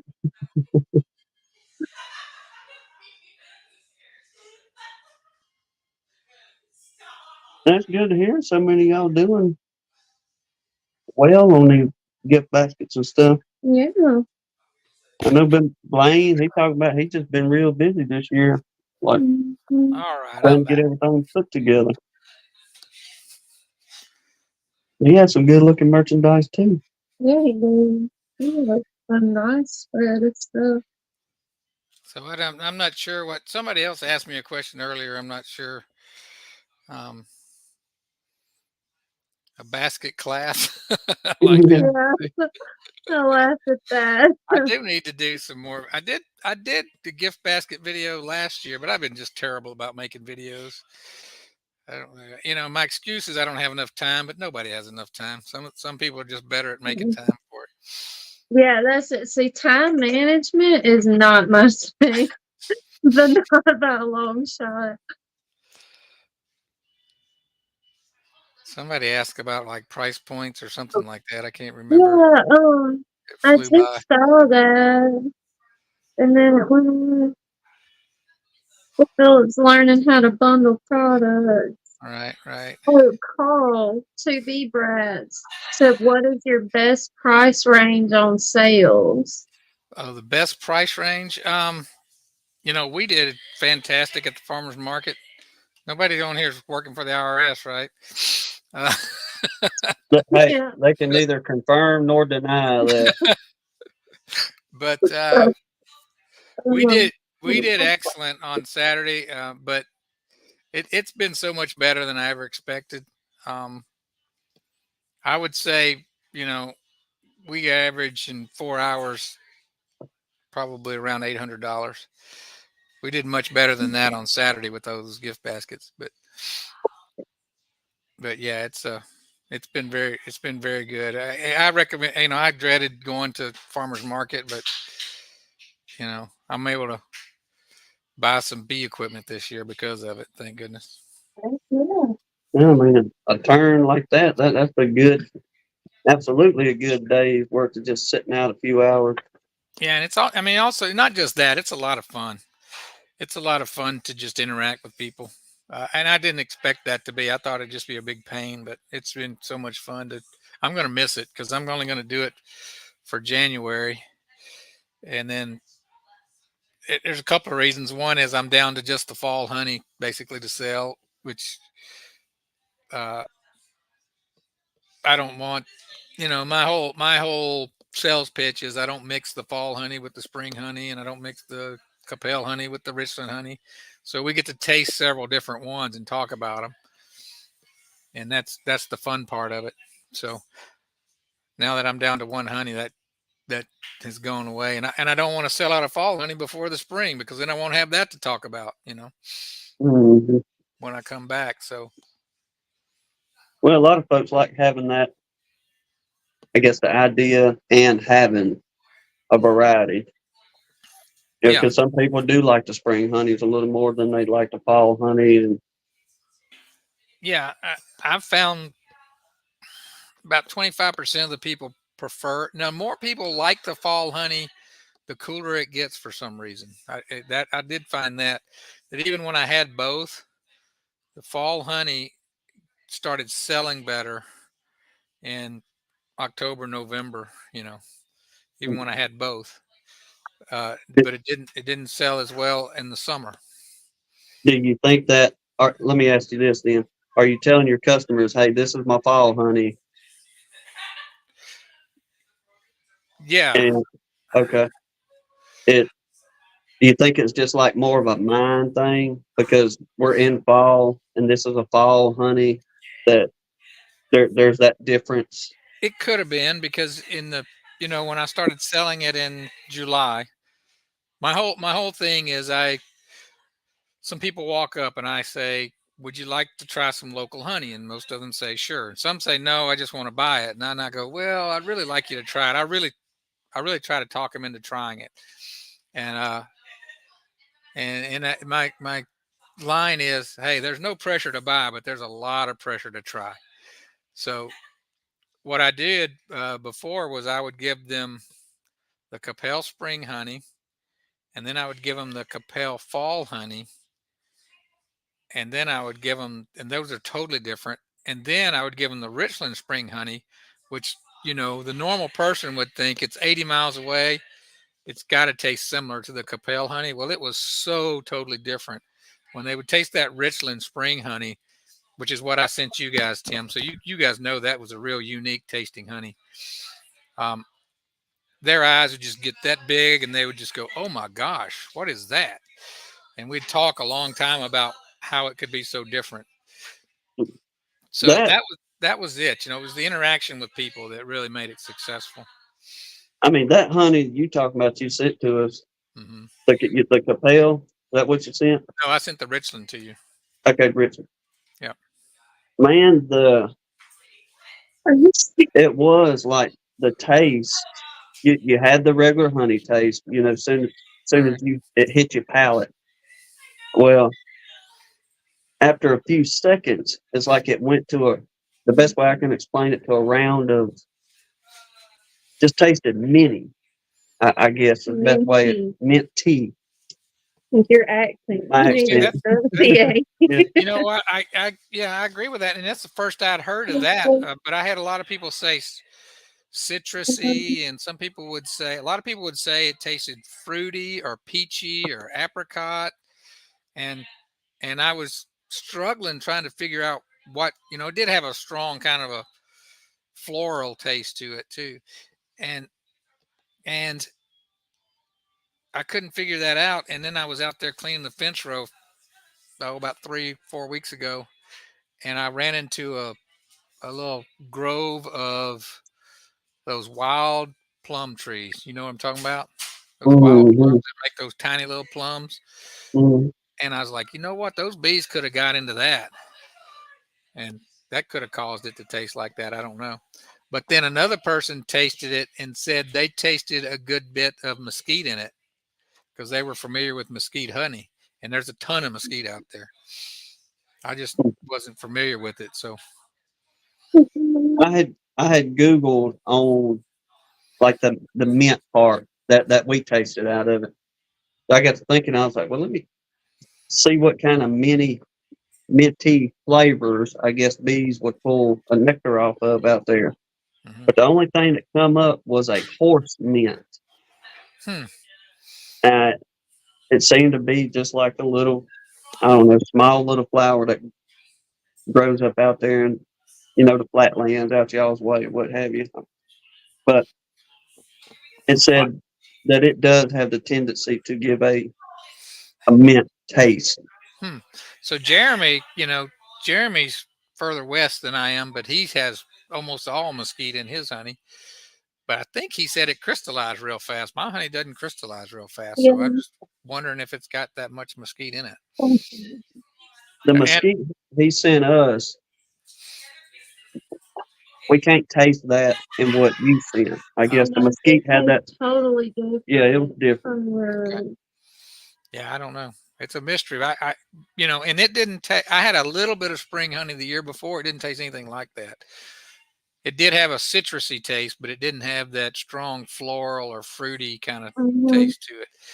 And I knew when I tasted it for the first time this year, I went, "Whoa, I got something really cool here." And that's Yeah. when I was struggling with it because it was too much water in it. It was too wet. So Mhm. I was worried I was going to lose it. But I was able to get it dried down, thank goodness. I can't remember who it was or talking or mentioned something about it. May have been in somebody's videos, but I reckon it does make a lot of sense in my head. But what's the chances of it also being part of, like, I'll use us down here for example. Whenever spring's coming in, we know we're going to get that. Oftentimes, we get that heavy privet, and it'll be just this sweet tasting and golden looking. I mean, just about see through it kind of stuff. All Mhm. right. Well, this year we really didn't have that, where we didn't have it. To be honest with you, but Do you think we're picking up on some of the different floral that may be drowned it out by the heavier flows? Could be. Definitely could be. Yeah, I don't think anybody. I don't think privet made much this year from the people that. And I've been seeing a little bit of privet on my place. I don't want privet because it just takes over. Yeah, it does. I, you can't even walk through the woods where that stuff grows because it's just, it's a thicket Yeah. basically.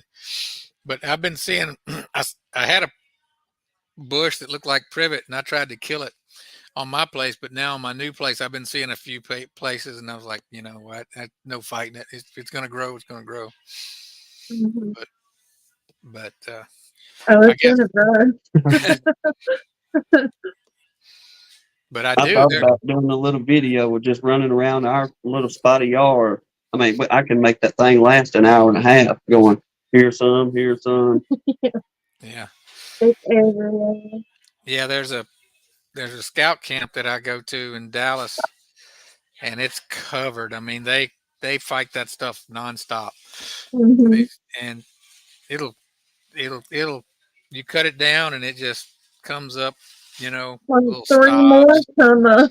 Yeah, and it'll poke holes in the bottom of your tent. The way it's It's so good. Poke holes in the bottom of your feet too. so. But I've thought about asking that ranger. I'm like, why don't you let me bring some beehives down here and let's take advantage of this privet. Yeah, for real. That's the only thing it's good for.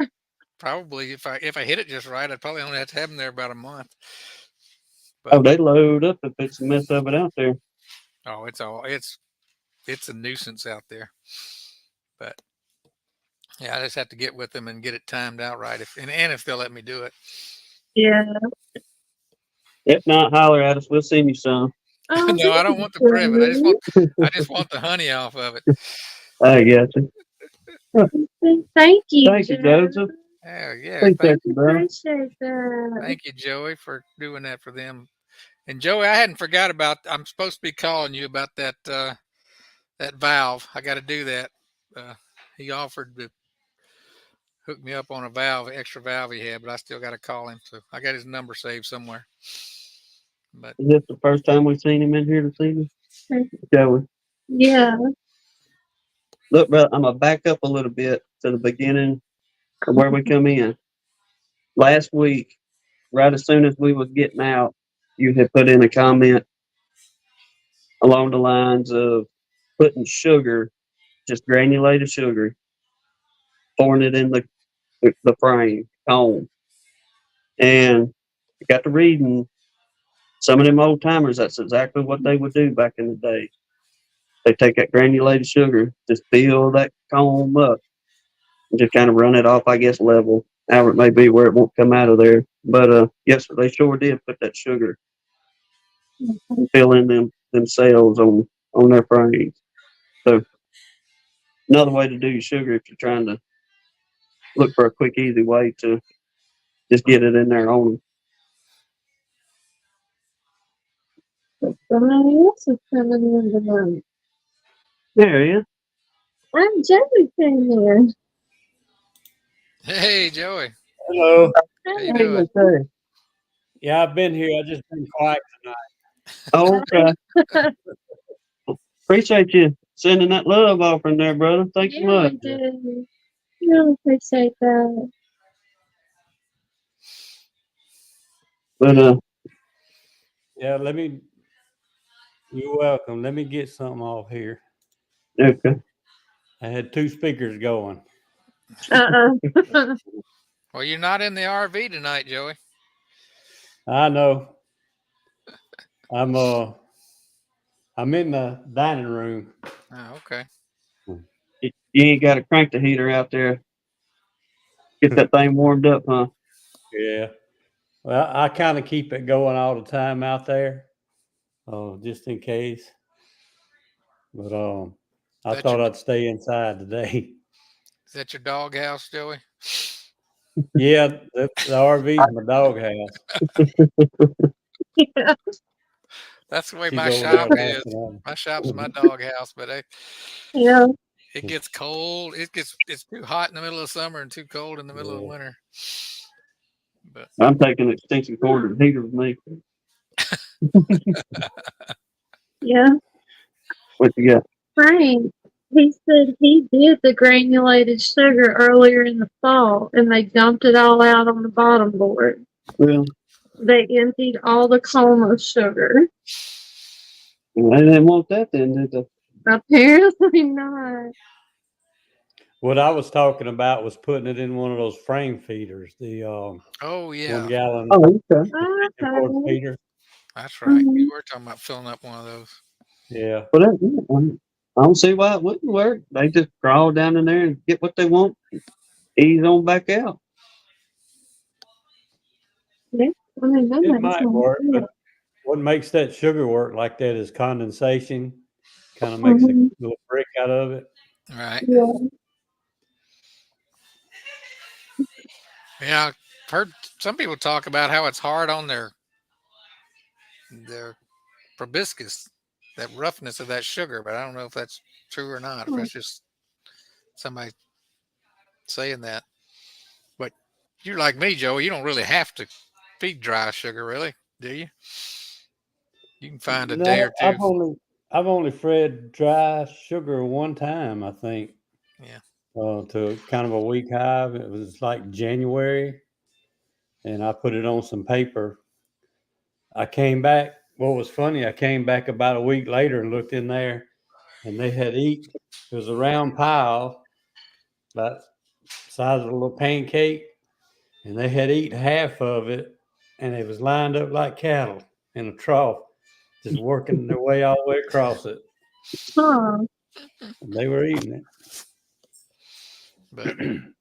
yeah, I should have got out there and hefted mine because we had a real warm afternoon today, sunny. I didn't even see a bee fly today. Really, you Mm. may get it tomorrow.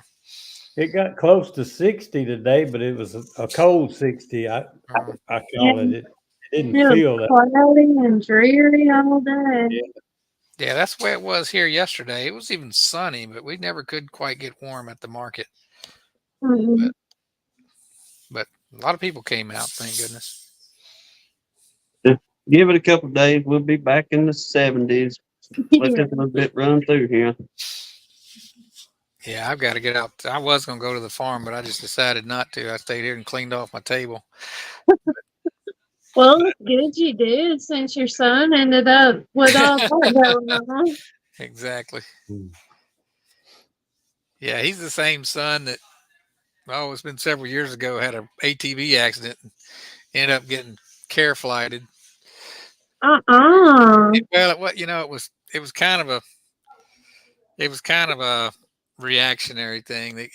I took him to the emergency room. He broke his nose, hit a tree, and broke his nose. But Mm. the nurse at that little hospital near the farm claimed that he saw a, a brain bleed.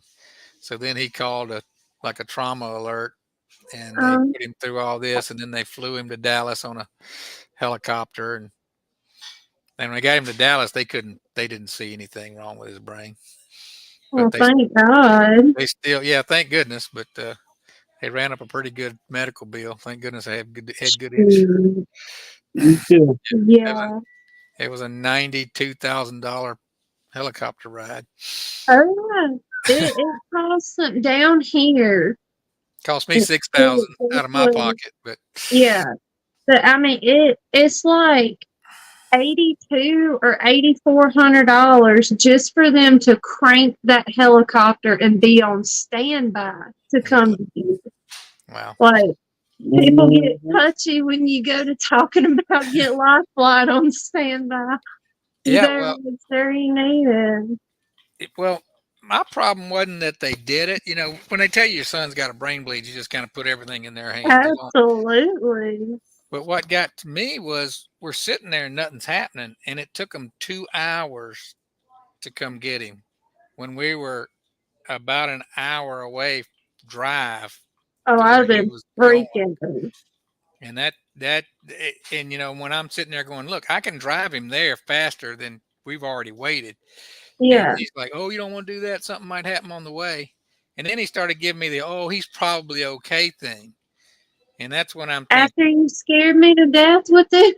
yeah, that's when I'm thinking, wait a minute, you must be playing golf with the guys who run the helicopter, because that service is actually was kind of local to that little community too. So I was like, Um, I just felt like, and you You can't really dudes just question them. wanted to fly.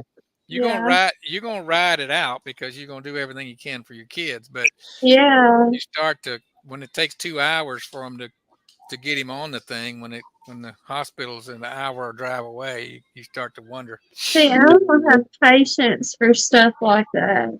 I really don't. So, but No, it's pretty insurance. much when we called them, Oh yeah, they, they when would you're need on them. when you're on site, it's fully understandable. He had already been kind of, Mhm. we had already waited 30 minutes before they even made that call in the emergency room. Yeah. So, but anyway, that's water under the bridge. Thank goodness he's okay. Mhm. Sounds like you got one that's accident prone. Yeah. It's not. He typically hadn't really been. It's just when he does it right. Does it, does Yeah. it all the way. He does it all the way. Mhm. Yeah. I want to say hey to everybody over there in the chats. I see a couple said something to me, and I let it pass me up somehow.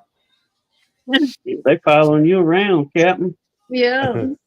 You got an audience, Joe, that follows you around. Yeah. I enjoyed Joey on that horizontal bees. That was good. Mhm. Yeah. I don't have a horizontal hive, but it was interesting to listen to. I love our horizontal. Mhm. Thought We didn't process. get them Yeah, from Ricky and Miss Ruth, but we do have those too. I mean, y'all see them in our videos and stuff, but to me, they're a lot easier to work and easier to deal with. You just got to stay on top of them more because you can't keep adding boxes to the top. Right. But I enjoy them. I really do. Y'all, the whole front. I mean, literally, whenever everybody come home for the evening time, settling on in. And, they bearding on the outside during the summertime anyway. But the whole front of that box would be showered with honeybees. It would just be a solid little wiggling wall of honeybees across the front. But we had the 3 different colonies in there, and we never had any trouble that we seen, with drifting or nothing like that. But I mean, it literally would just be a sheet of honeybees across the front of them things, and That's our goal again for next year So is to get our hives back. yeah. So Joey, I had a question for you, and when you were in that chat with Ricky, that I don't think you quite saw or answered. But you talked about you got your entrance on the end of that horizontal hive, right? yeah. Not in the middle. And you said when they go in, it's usually honey and then pollen on the backside. Is that what you said? On just about every one of mine, that first frame is usually a food frame. Most of Right. the time, it's going to be like maybe honey on one side and pollen on the other. And then they And start it the may have it. brood, a little small patch of brood, and it gets bigger Yeah. and then Hmm. goes down. So when you really get into the flow, do they move that, or does that brood area migrate away from the entrance, or do they just add honey behind it? Does it ever? Because most regular hives, the brood's in the middle and there's honey on both sides. Yeah. Hmm. So what After do you that see in first there? frame, everything else is usually mostly brood, pretty good solid brood. You'll have like your little honey band on the top, but like I said, usually around frame 11, maybe 12 on some of them. It is it, most of the time. Frame 11 is brood on one side and honey on the other, Hmm. and it goes honey from then on. But you said you pull the honey as soon as they cap it, so I guess you don't ever Yeah, really let them have to right, decide to start moving that brood back because you're already taking it from them before right. they do that. Um, Once I get enough frames in the yard, and to make a spin or two, I Hmm. start going in these hives and pulling.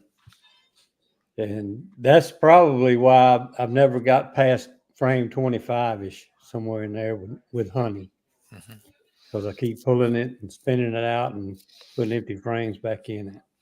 So when you get to the end of the year and you've got all those drawn combs, how do you store those?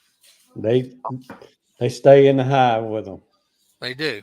You don't have a Yeah, problem with like wax moth or anything like that getting them? but no, it's honey. You know, it's regular clean comb. It's not brood Right, or anything like that. right, It stays in there with them. okay.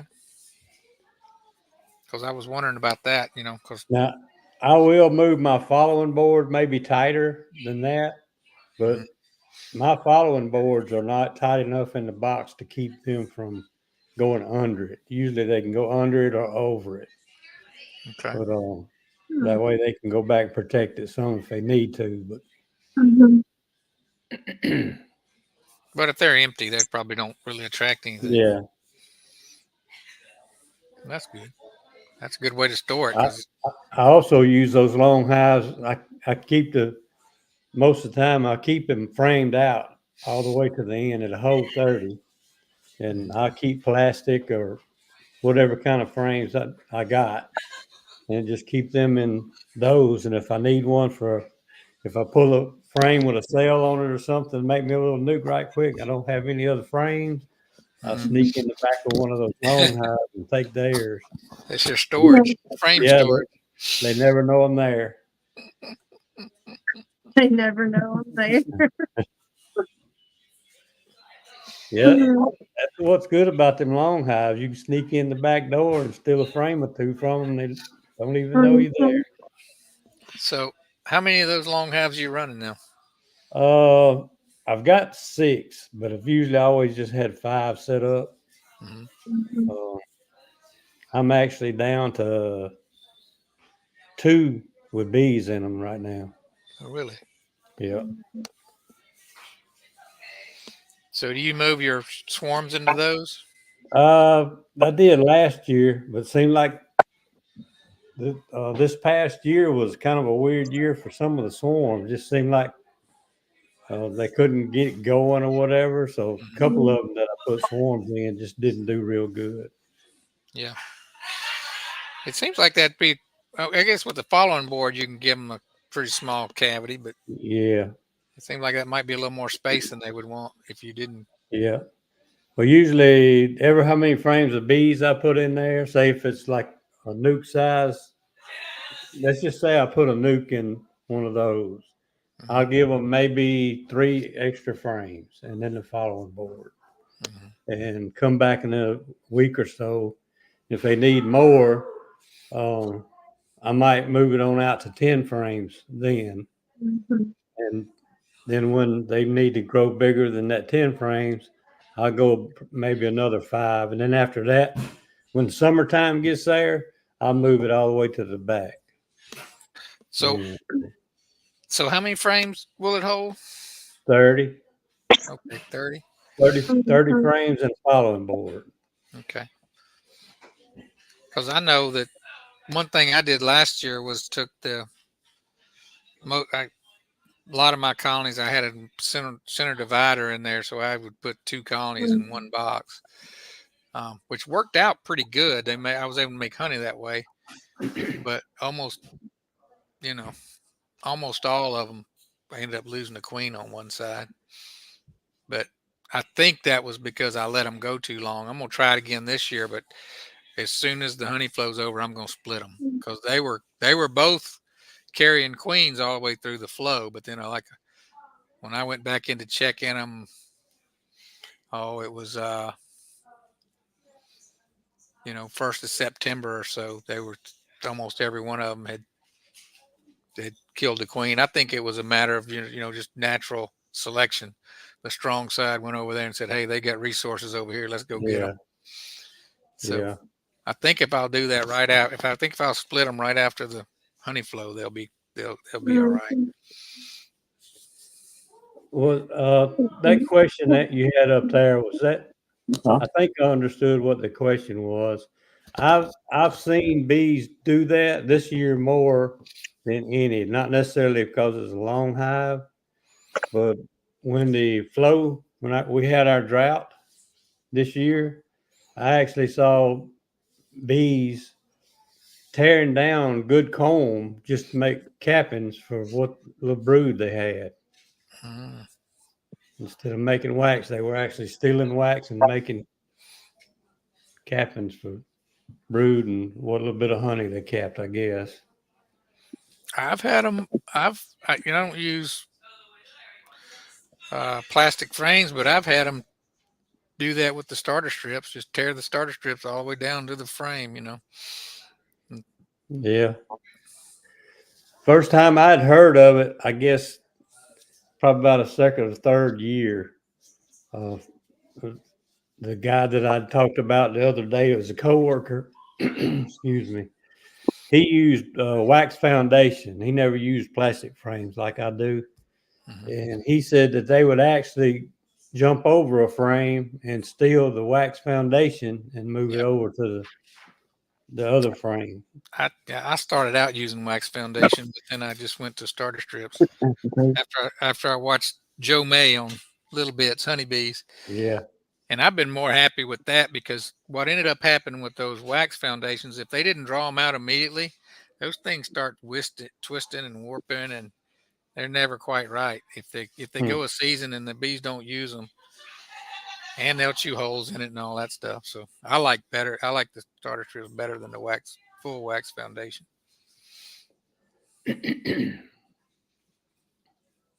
Darren, I think, brother, if you decide to get you a horizontal hive, from what we've seen, excellent resource hive.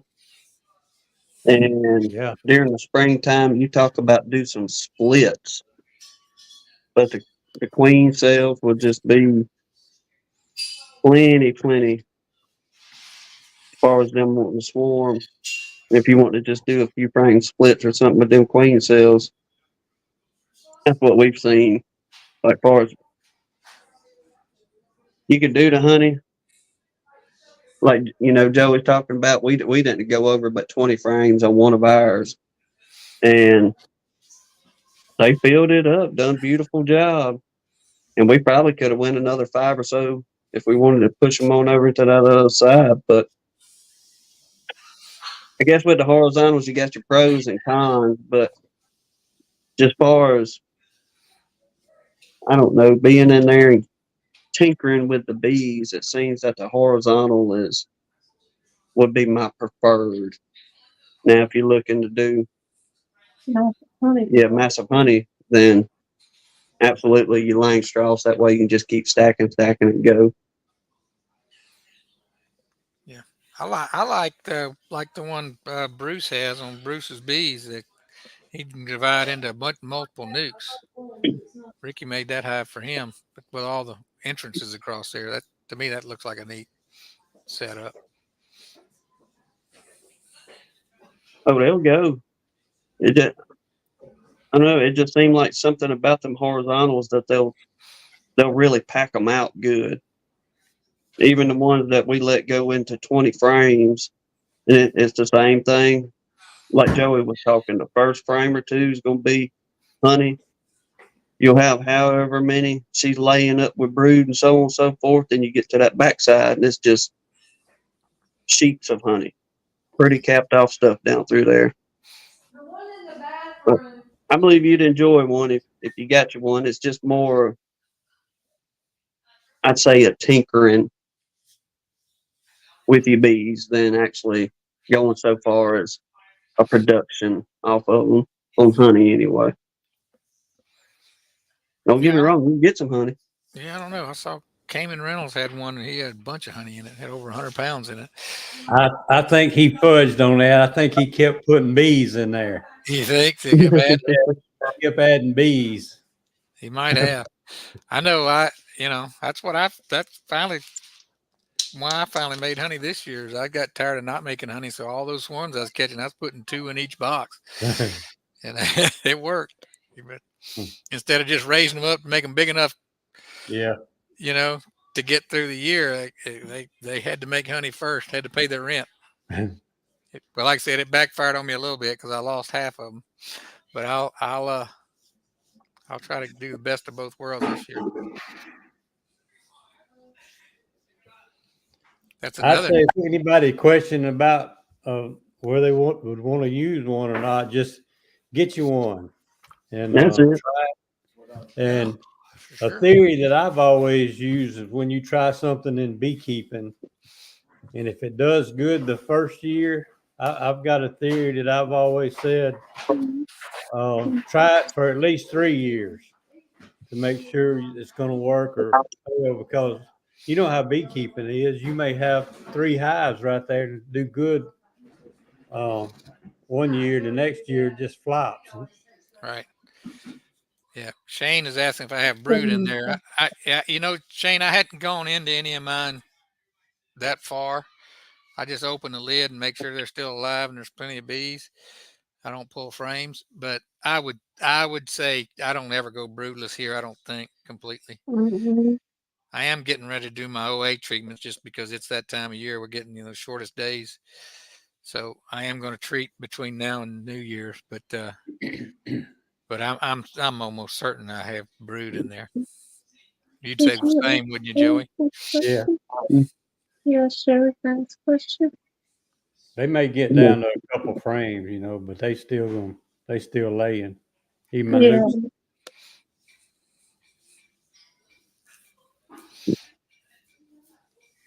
Darren, that is one of the advantages of having them horizontals, or I guess it depends on how you do it and have you built. But ours, all we have is just little 1x4, and we cut little slats to lay down through there. Mm-hmm.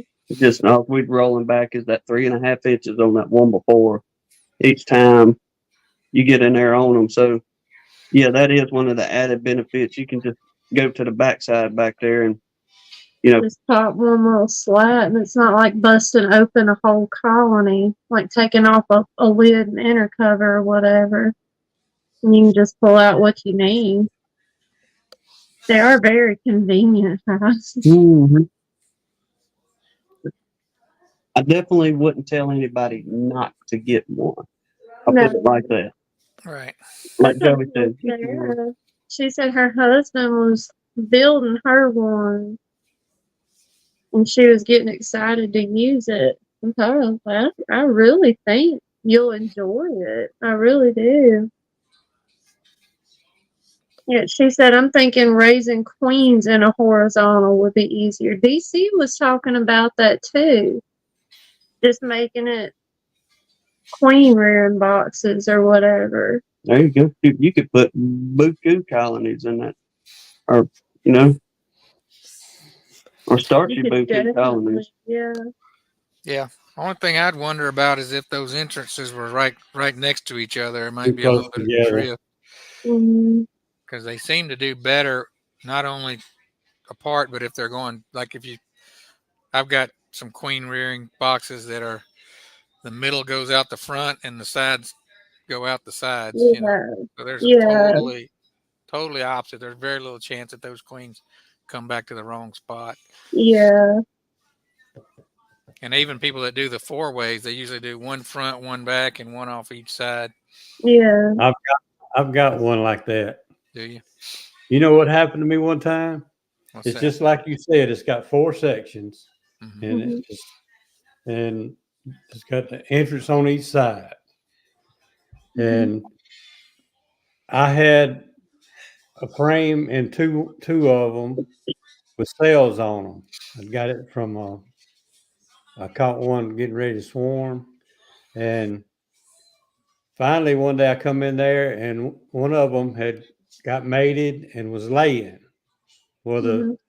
the first one, that was the number 2 slot. The number 1 slot hadn't done anything yet. A few days later, I come back and look, and it was laying. Had eggs in there and little tiny larvae. I said, "Look at here! I never could a 2-frame box now, and I couldn't find a queen anywhere." And I said, "What in the world? Why can't I find this queen?" And couple of days later, I went back again, got brood in both boxes, and I could find the queen in number 2 and never could find that queen in number 1. And It just blew my mind. And finally somebody needed a queen, so I sold them at queen and number 2. And in about a week, I realized both those slots were queenless. Oh, There she was was no way she could go over the top of anything because it was sealed tight. And really you could take one lid off and look, and there's no way she had to be coming out that hole, going around go side and into go. that Yeah, other That's hole. wild. that is crazy. I said, yep, anybody that happened to, it's going to happen to Joey. That's wild, though. My daddy used to call it that old Raw's luck. Raw. I never used that box again. It's still sitting out in the shed. Oh, Yeah. yeah. Yeah, I don't. I've just made passing reference to those boxes, bee brats. I'll have to maybe feature those because I'm thinking about. I did a video on my mini nukes, but I'm about this close to abandoning those. That whole format changes. You know, I think I overthought it, so I'm probably going to go to just the 3-way queen mating nukes. Mm-hmm. And maybe even just the 2 ways, 5 on each side. Even when I do the 3 ways, I put 3 frames in each section, but I only have it's usually 2 frames and then a frame of foundation. Just gives them something to work on as they're building up. Gives you a little more time too. Oh, you're talking about gift boxes. Okay. Yeah. Yeah, I could do a pretty quick video on that one, I guess. They're real simple.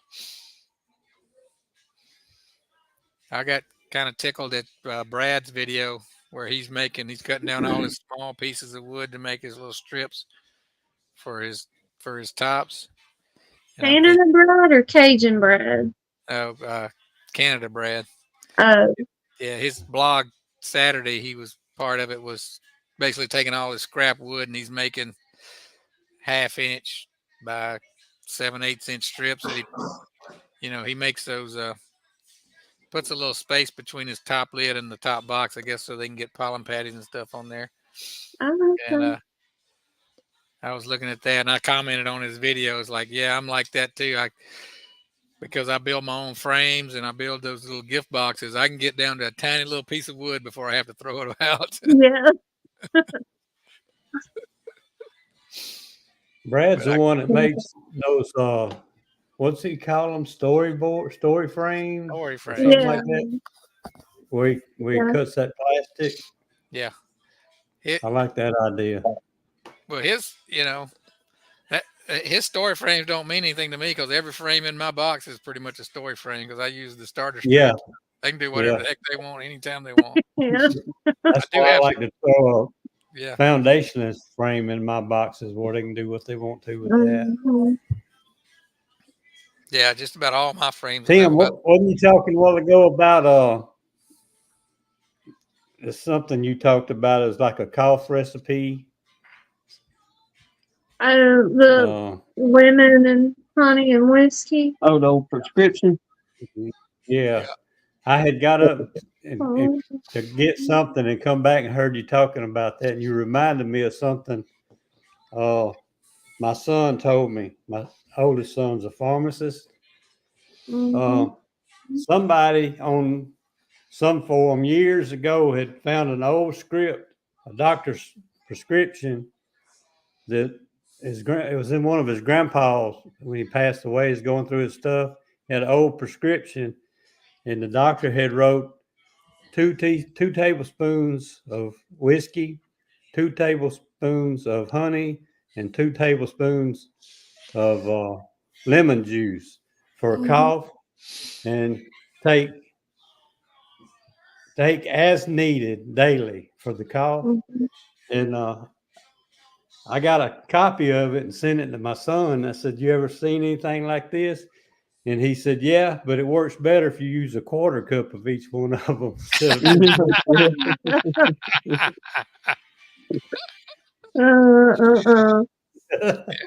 Hey, my mom used to have that around the house just for that. If we got a cough, she'd have Yeah. us drink that. Mm-hmm.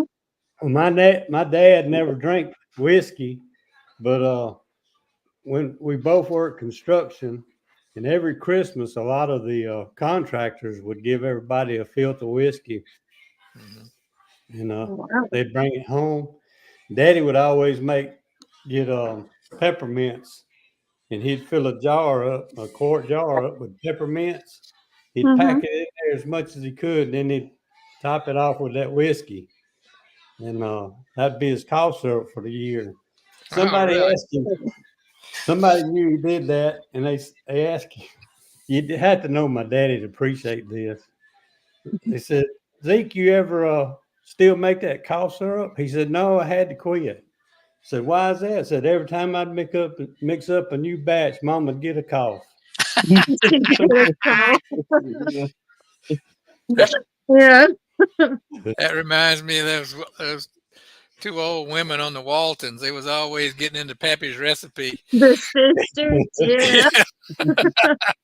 They was always having an ailment. Oh man. My mom used to laugh so hard at them too. It wasn't even funny. Mm, Uh, What was that old Granny Clampett used to call her stuff when she was her, ailing? oh, her rheumatism made the Yeah, sense. rheumatism. yeah, it always had she had the jug with the Yeah. Yes, she did. touch of rheumatism. That's it. You got a touch of the rheumatiz, y'all. Look, I've heard my grandma say that my whole life. And then up there, Thanksgiving Day, me and my aunt and one of my cousins was in the kitchen cooking. And I was digging around in the bottom cabinets looking for a bread basket or something, throw the rolls in. Well, y'all, I found Grandma's stash down there. I about fell out. I was like, ain't no way Grandma's got a stash down here. But she sure did. Digging around, you gotta be careful. Yeah, you better be careful, apparently. I mean, it was stuck way in the back of that bottom cabinet. I was like, well, after 95 years and she raised 5 boys, I think she's entitled Yep, to a nip or Yeah. two. yep, a little nip. That's funny. Not for the kids till at least 15. Yeah. Yeah. Yeah, I went to get me a drink of whiskey one night, and the bottle of whiskey looked real cloudy. And my oldest son was he's probably 13, 14 years old. Oh, yeah. And I went up to him and I said, "Listen, and if you're gonna take a drink of Daddy's whiskey, don't be trying to pour something else in it to cover your tracks, because you ruin the whole bottle of whiskey." The whole bottle's gone. And he just looked at me like, "Oh man, I'm busted." busted. If you want to taste, get you a taste, but don't mess up the rest of it by trying to pour something else in it to cover Yeah. your tracks. You ruined the whole thing. That's one of them. He's in so much shock, he don't even know what to say. No, he He just can't looked at me confirm like, that. "How'd you know?" Shoot. Yeah. You're not supposed to have figured that out. One of the, do I say yes, sir, or just keep my mouth shut? That's right. Yeah. Well, he doesn't remember. He doesn't. He just forgets that I was a kid once. They don't know. See you later. We already know what they're gonna do before they do it most of the Look, time. it's just Yeah. really hard for a teenager to picture their parents as having been a kid. I one day he comes running in the house and uh he said, "Daddy, come here, come here." And he was probably younger than that. He's probably like 10 and 9 or 10. And I looked and there was this big old burnt spot on the ground. And it was under a crepe myrtle tree. You know how those old crepe myrtle, when it's dry, they fall on the ground. And it's like, it's flammable. And It's flammable. and the lawnmower was sitting right there next to it. And there was a little metal cap on the ground on the side over there. And he said he was trying to crank the lawnmower and it caused a fire. That's what he told me. And Mm-mm. I said, Mhm. I looked at the evidence there and I said, no. I said, did you get some gas out of that lawnmower and fill that cap up and then light it and then get scared and kick it? And he just looked at me when my eyes got. He looked at me like he's like he thought You I took was that watching him through together the. He thought fast. I was watching him through the window, And Yeah. he's like looking at me like, "How'd you know?" I said, first of all, that sounds like something I would have done when I was your age, and I did pretty close to that. And I said, next thing is you lucky that gas didn't splash back on you when you kicked it, and Mhm. you're lucky it didn't go up the side of my building. Uh, Yeah, you real lucky on that one, huh? I said, if you want to do some You, experiments, you get me out here and we'll do them together. Don't be doing. Oh no. But you can imagine it was just a little old jar lid, but you can imagine the Mhm. flame that shot up when he Oh lit, lit that gasoline in that thing.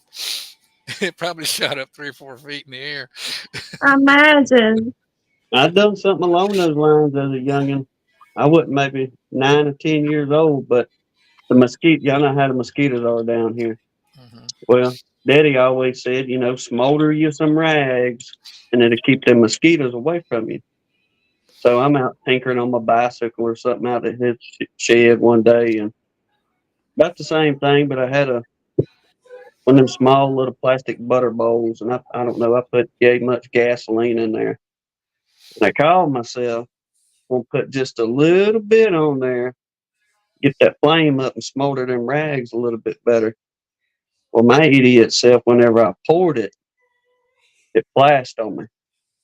Well, when I did, I flung it on myself and I burned from my left leg all the way up to the top of my left arm with second and third degree burns. And I remember running from the shed to the water. I tried to stop, drop, and roll. It did not work with the gasoline. So running, go try to put myself out with a daggone water hose. Well, my biggest fear was not the second and third degree burns I had just occurred, but going in there and showing that to Daddy at what I had just done. And they took it in good spirits because I was busted up so bad on it. But that next morning, he told me, he said, well, how'd it work out smoldering them rags with that gasoline? And I said, Daddy, I ain't going to try that again, but it can turn bad on you real fast fooling with that gas. Yeah, Mhm. yeah, yeah. My buddy and I, we were trying to burn ant beds, and we poured gas on there and light them, and it had died down. We thought it had gone out, and he went and got and we were out of gas in the little can that we had, so he went and got the can out of his daddy's John boat. It's one of those big long Mhm. ones that probably holds 5, 10 gallons with the bubble on it. Mhm. He went and took that, and he went to port where there was just one little flame left, and it just shot up into that gas can while he was holding it, and he just dropped it and ran. And then we just No, watched the no, gas no. can and that rubber hose and all that stuff burn. And then we just all we he went to his room and I went to my room at my house and just Oh, dear. waited for his daddy to come home. And that was the longest day, man. Mhm. Somebody's getting a whooping today. Yeah. he, he about It was about 6 o'clock that evening. He comes in my house crying, bawling his eyes out. Daddy wants to talk to us. And I don't know if he got Mhm. whooped yet. I don't think he had. I think he was just knowed it was coming. And Yeah. I went and and I was terrified because, hey, back in them days, you didn't matter which parent it was. They could all whoop you. There wasn't Yeah. gonna Yeah. be any, it wasn't going to be any problems from No, anybody. And like the parents will pass you around. yeah. So, so he got us in the truck and drove us up to where he worked at the warehouse. And we think he's got to get us out of earshot so nobody could hear us yelling. That's all we could Mhm. think of. So uh, he pulled up there and he told Craig, he said, go up there and get that gas can and come throw it in the back of the truck. And so Craig gets out and goes and gets it. And I think I'm probably crying by now. And He puts it in there, and Craig gets back in the truck, and he looks over at us, and he goes, "Y'all boys all right?" We said, "Yes, sir." He said, "Don't do anything like that again." "No, sir, we won't." And he said, "Well, that's all that matters." He didn't he didn't whoop Oh, us or nothing. He knew oh my we gosh. had suffered enough, I guess, worrying about it all day long. Oh, and they But probably yeah, got a good laugh out of that. but yeah, when that old man passed away, I hadn't talked to my friend in probably 10 years. I picked up the phone and called him and told him about that story Oh, with his dad.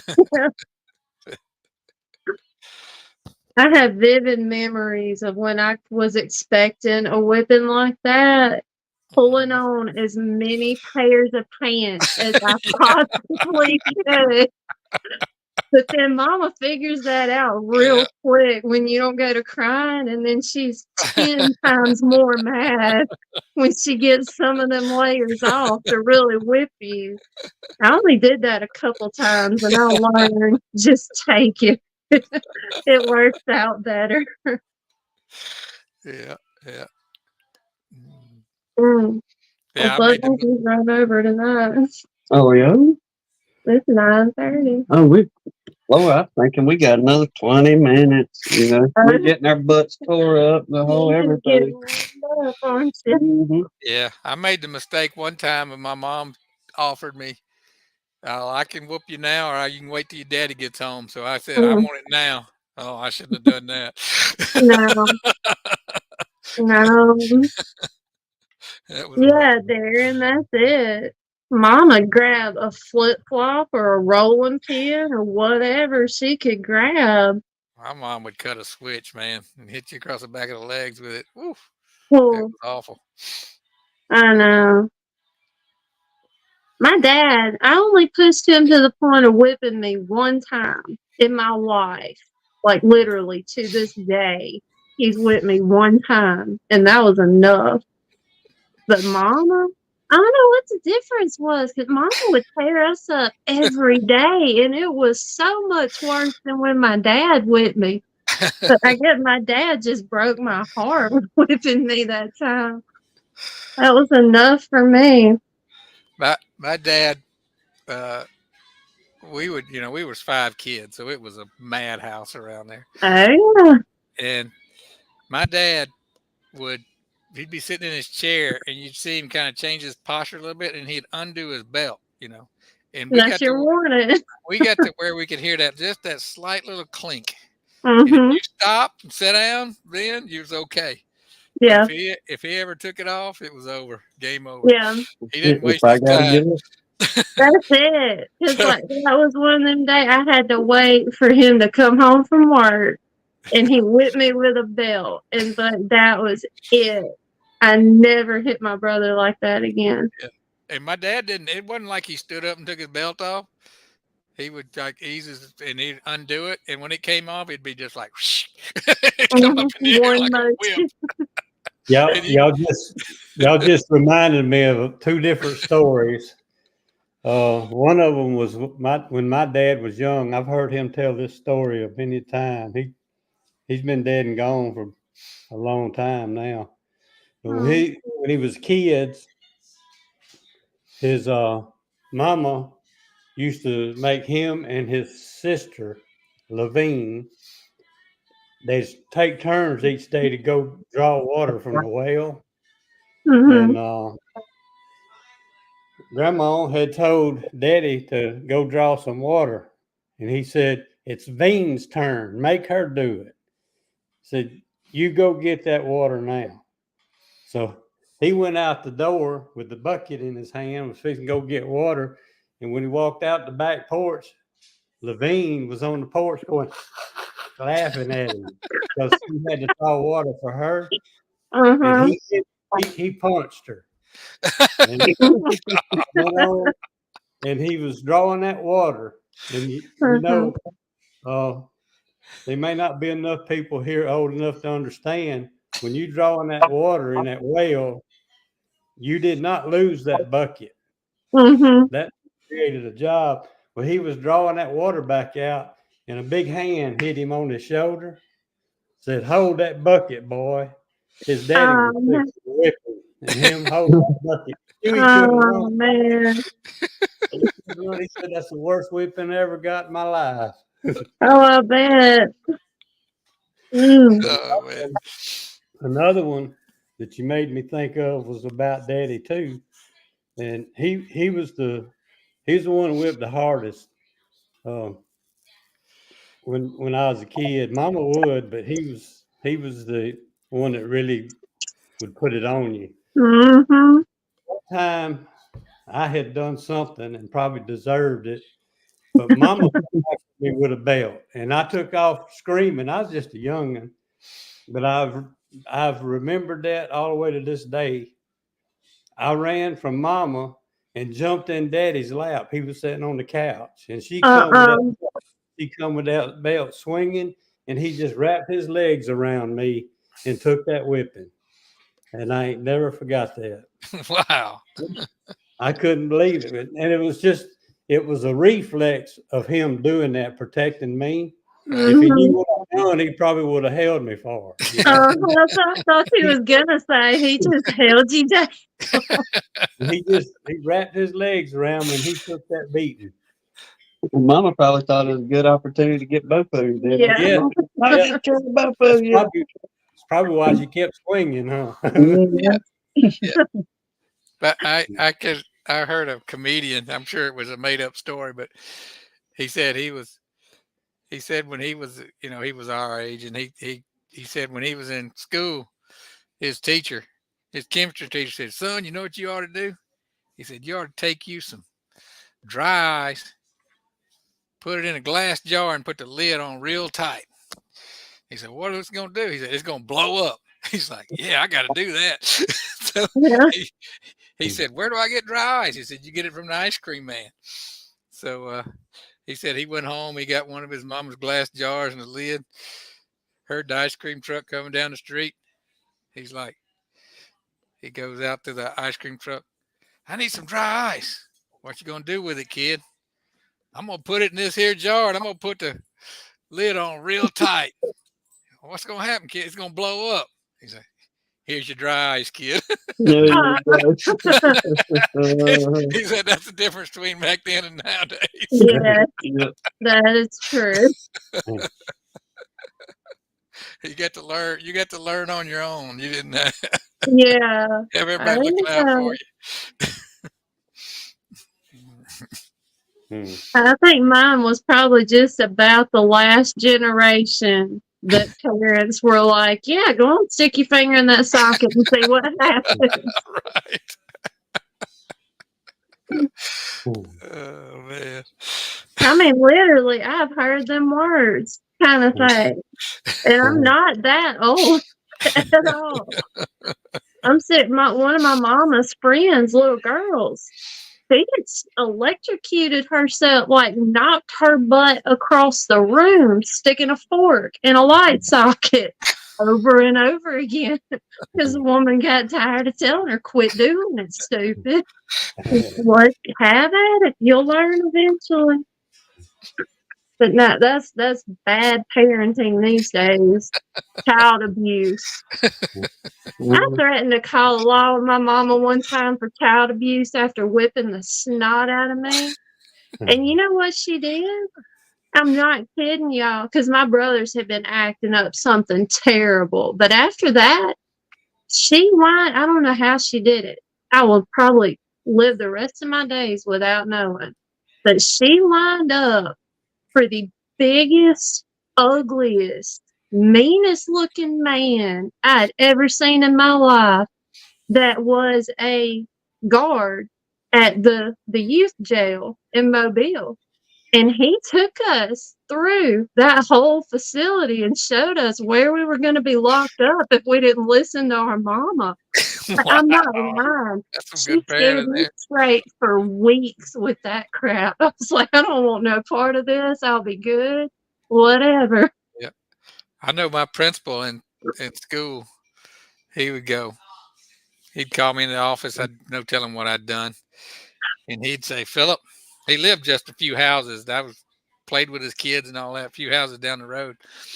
He'd go, "Philip, you know, you shouldn't have done that. I was like, yes, sir. He goes, well, I can either give you a whipping here or I can tell your parents what you did. I'd say, please whip me. Uh-huh. Please, Get it please over with. don't tell my parents. Yeah. Because I get one here. When I get home, they both get on me. Yeah. Hmm. Like, please, yeah, I'll take it right now. Let's get this over with. See, I never had that opportunity though, because I was homeschooled. So Oh, it was mama, teacher, principal, and everything in between all wrapped up into one, and you wasn't getting away with nothing. yeah, I've even seen the janitor when I was a kid in school pull his belt off. yeah. Oh yeah, Yep. I never seen that. Uh, I'll tell you what, the well, worst I whipping, went to school a long time ago. yeah, the worst whipping I ever got. I was a senior in high school, and I was just being awful to the teacher. And it was Mr. Owens, and I'll bet then he was probably in his 70s. He Oh seemed wow. old as he could be, and he was frail, real thin. Been a teacher forever, and so he asked me. He said, "Philip, you want 200 lines or 2 licks?" And I, poked my chest out. I'll take them 2 licks. So Mm, at the end of class, he went across the hall and got my assistant football coach to come over. He said, he said, he said, Mark Johnson was his name. He said, I don't want anybody to think I'm beating this young man, so I need a witness over here. So, and you had to know Coach Johnson. He coached the defense. He could make you run through a brick wall after he got through getting you fired up. And so he started rubbing his hand. Come on. No, first of all, he said, Mr. Owens, let me do it. Let me do it. He goes, no, I think I can handle it. I think I can handle it. And he's like, all right, Mr. He says, come on, Mr. Owens. You know, you've been listening to that boy all this time. You gotta light him up. You gotta light him, getting him all oh fired my up. god. I've been over and grabbed that desk, and that man, he must have had a tennis swing. He picked my Oh feet up my off the god. ground, and it hurt bad too. Oh, I bet. And he reared back that second time, and I turned around. I said, "Hold on, I'll take that other 100 lines." I didn't want a second one. Give me the balance of it in lines, huh? I'm I done. didn't say another word in that man's class the rest of the year. Oh, I don't imagine you did. It was Oh awful. man. Oh But man, hey, you never forgot it, did you? no, shoot. All right. I didn't think that man could hurt me, but he did. Mm. James Noel talking about a paddle with holes in it. Yeah, Mhm. they You had hole mean in business with that thing. it. They'd put a hole, and between the holes they'd put a thumbtack. Oh, Oh, Not that's the brutal. pointy part, but just the metal part. But yeah, That is brutal. At school where my wife used to work before she retired, uh, she had asked me, the principal had actually, he knew where I worked, and he asked her to ask me if I'd make him a paddle. And I said, sure. So we made him a nice one and drilled the holes in it and everything, sent it to him. And probably about 6 months later, he broke it because he had a habit of slamming it on the desk, just scaring young ones. Oh, He broke it and he told Lisa about it. And I said, I'll make him one that won't break. And if y'all know what Lexan is, mhm, mhm. uh, it won't break like plexiglass. You could actually bend it if you were strong. mhm. And we worked with a lot of 1/4-inch Lexan out there at that prison. So I made him another one just like it out of that Lexan. And several years later, after she retired, we ran into him. I asked him if he still had it. And he said, yep, still got it. He said, I can't break that one. He sure used it. He That's was like an old Oh, time man. dude. He'd use it. it's, it's like the arms race for paddles. Mm. I don't know how we always end up talking about butt whoopings on here. I really don't know how we end up there. It's a die. That's why I found this out. Yeah. Yeah, that's a dying thing. No, they won't be talking about that in 20 Yeah. years. Shoot, Don't- y'all, my sister got so excited a week or two ago, was over going through some of my mama's old stuff, and Abby found the two wooden paddles mama used on us growing up. And Mhm. she said, Hannah, look at this. It fits right down in the pocket of her purse. And I'm telling you, her 7-year-old has a healthy respect for that wooden paddle mom carries around. Y'all remember the paddle and the paddle ball Yeah, Yeah. Um, and the rubber band? those things mhm. frustrated me. I never could do them. He was our third grade teacher, Miss Ozzy. That's what she used when a kid would act up. She'd pull that hand back like this and paddle you. Oh, Give you yeah, 10 we had paddles on that Mhm. thing.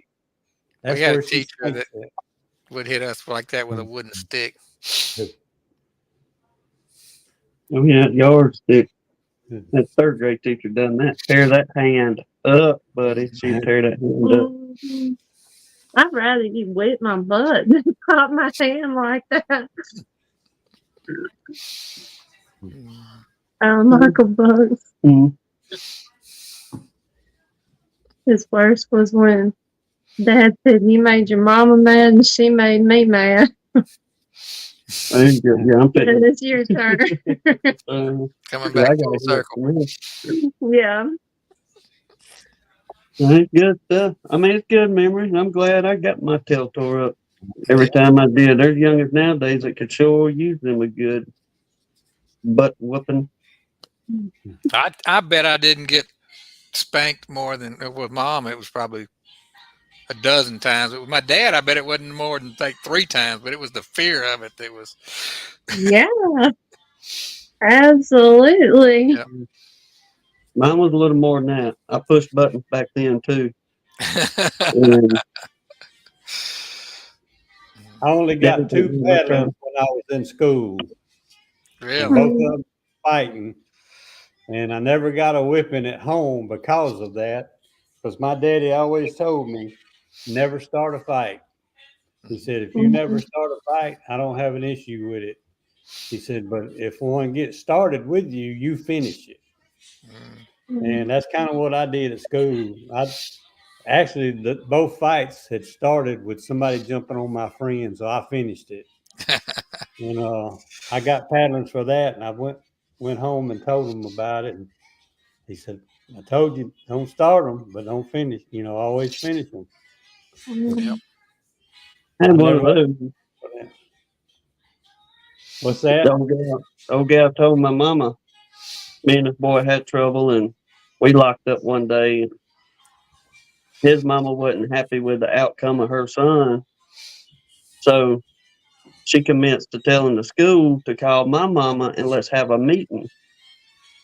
Well, mom and daddy was like, your mom and daddy, Joey, look, don't start it, but you darn sure better finish it. And so I finished things. Like I said, his mom and them wasn't happy. So whenever they called my mama, they told her, said, look, the lady wants to meet with you. My mama said, that's wonderful.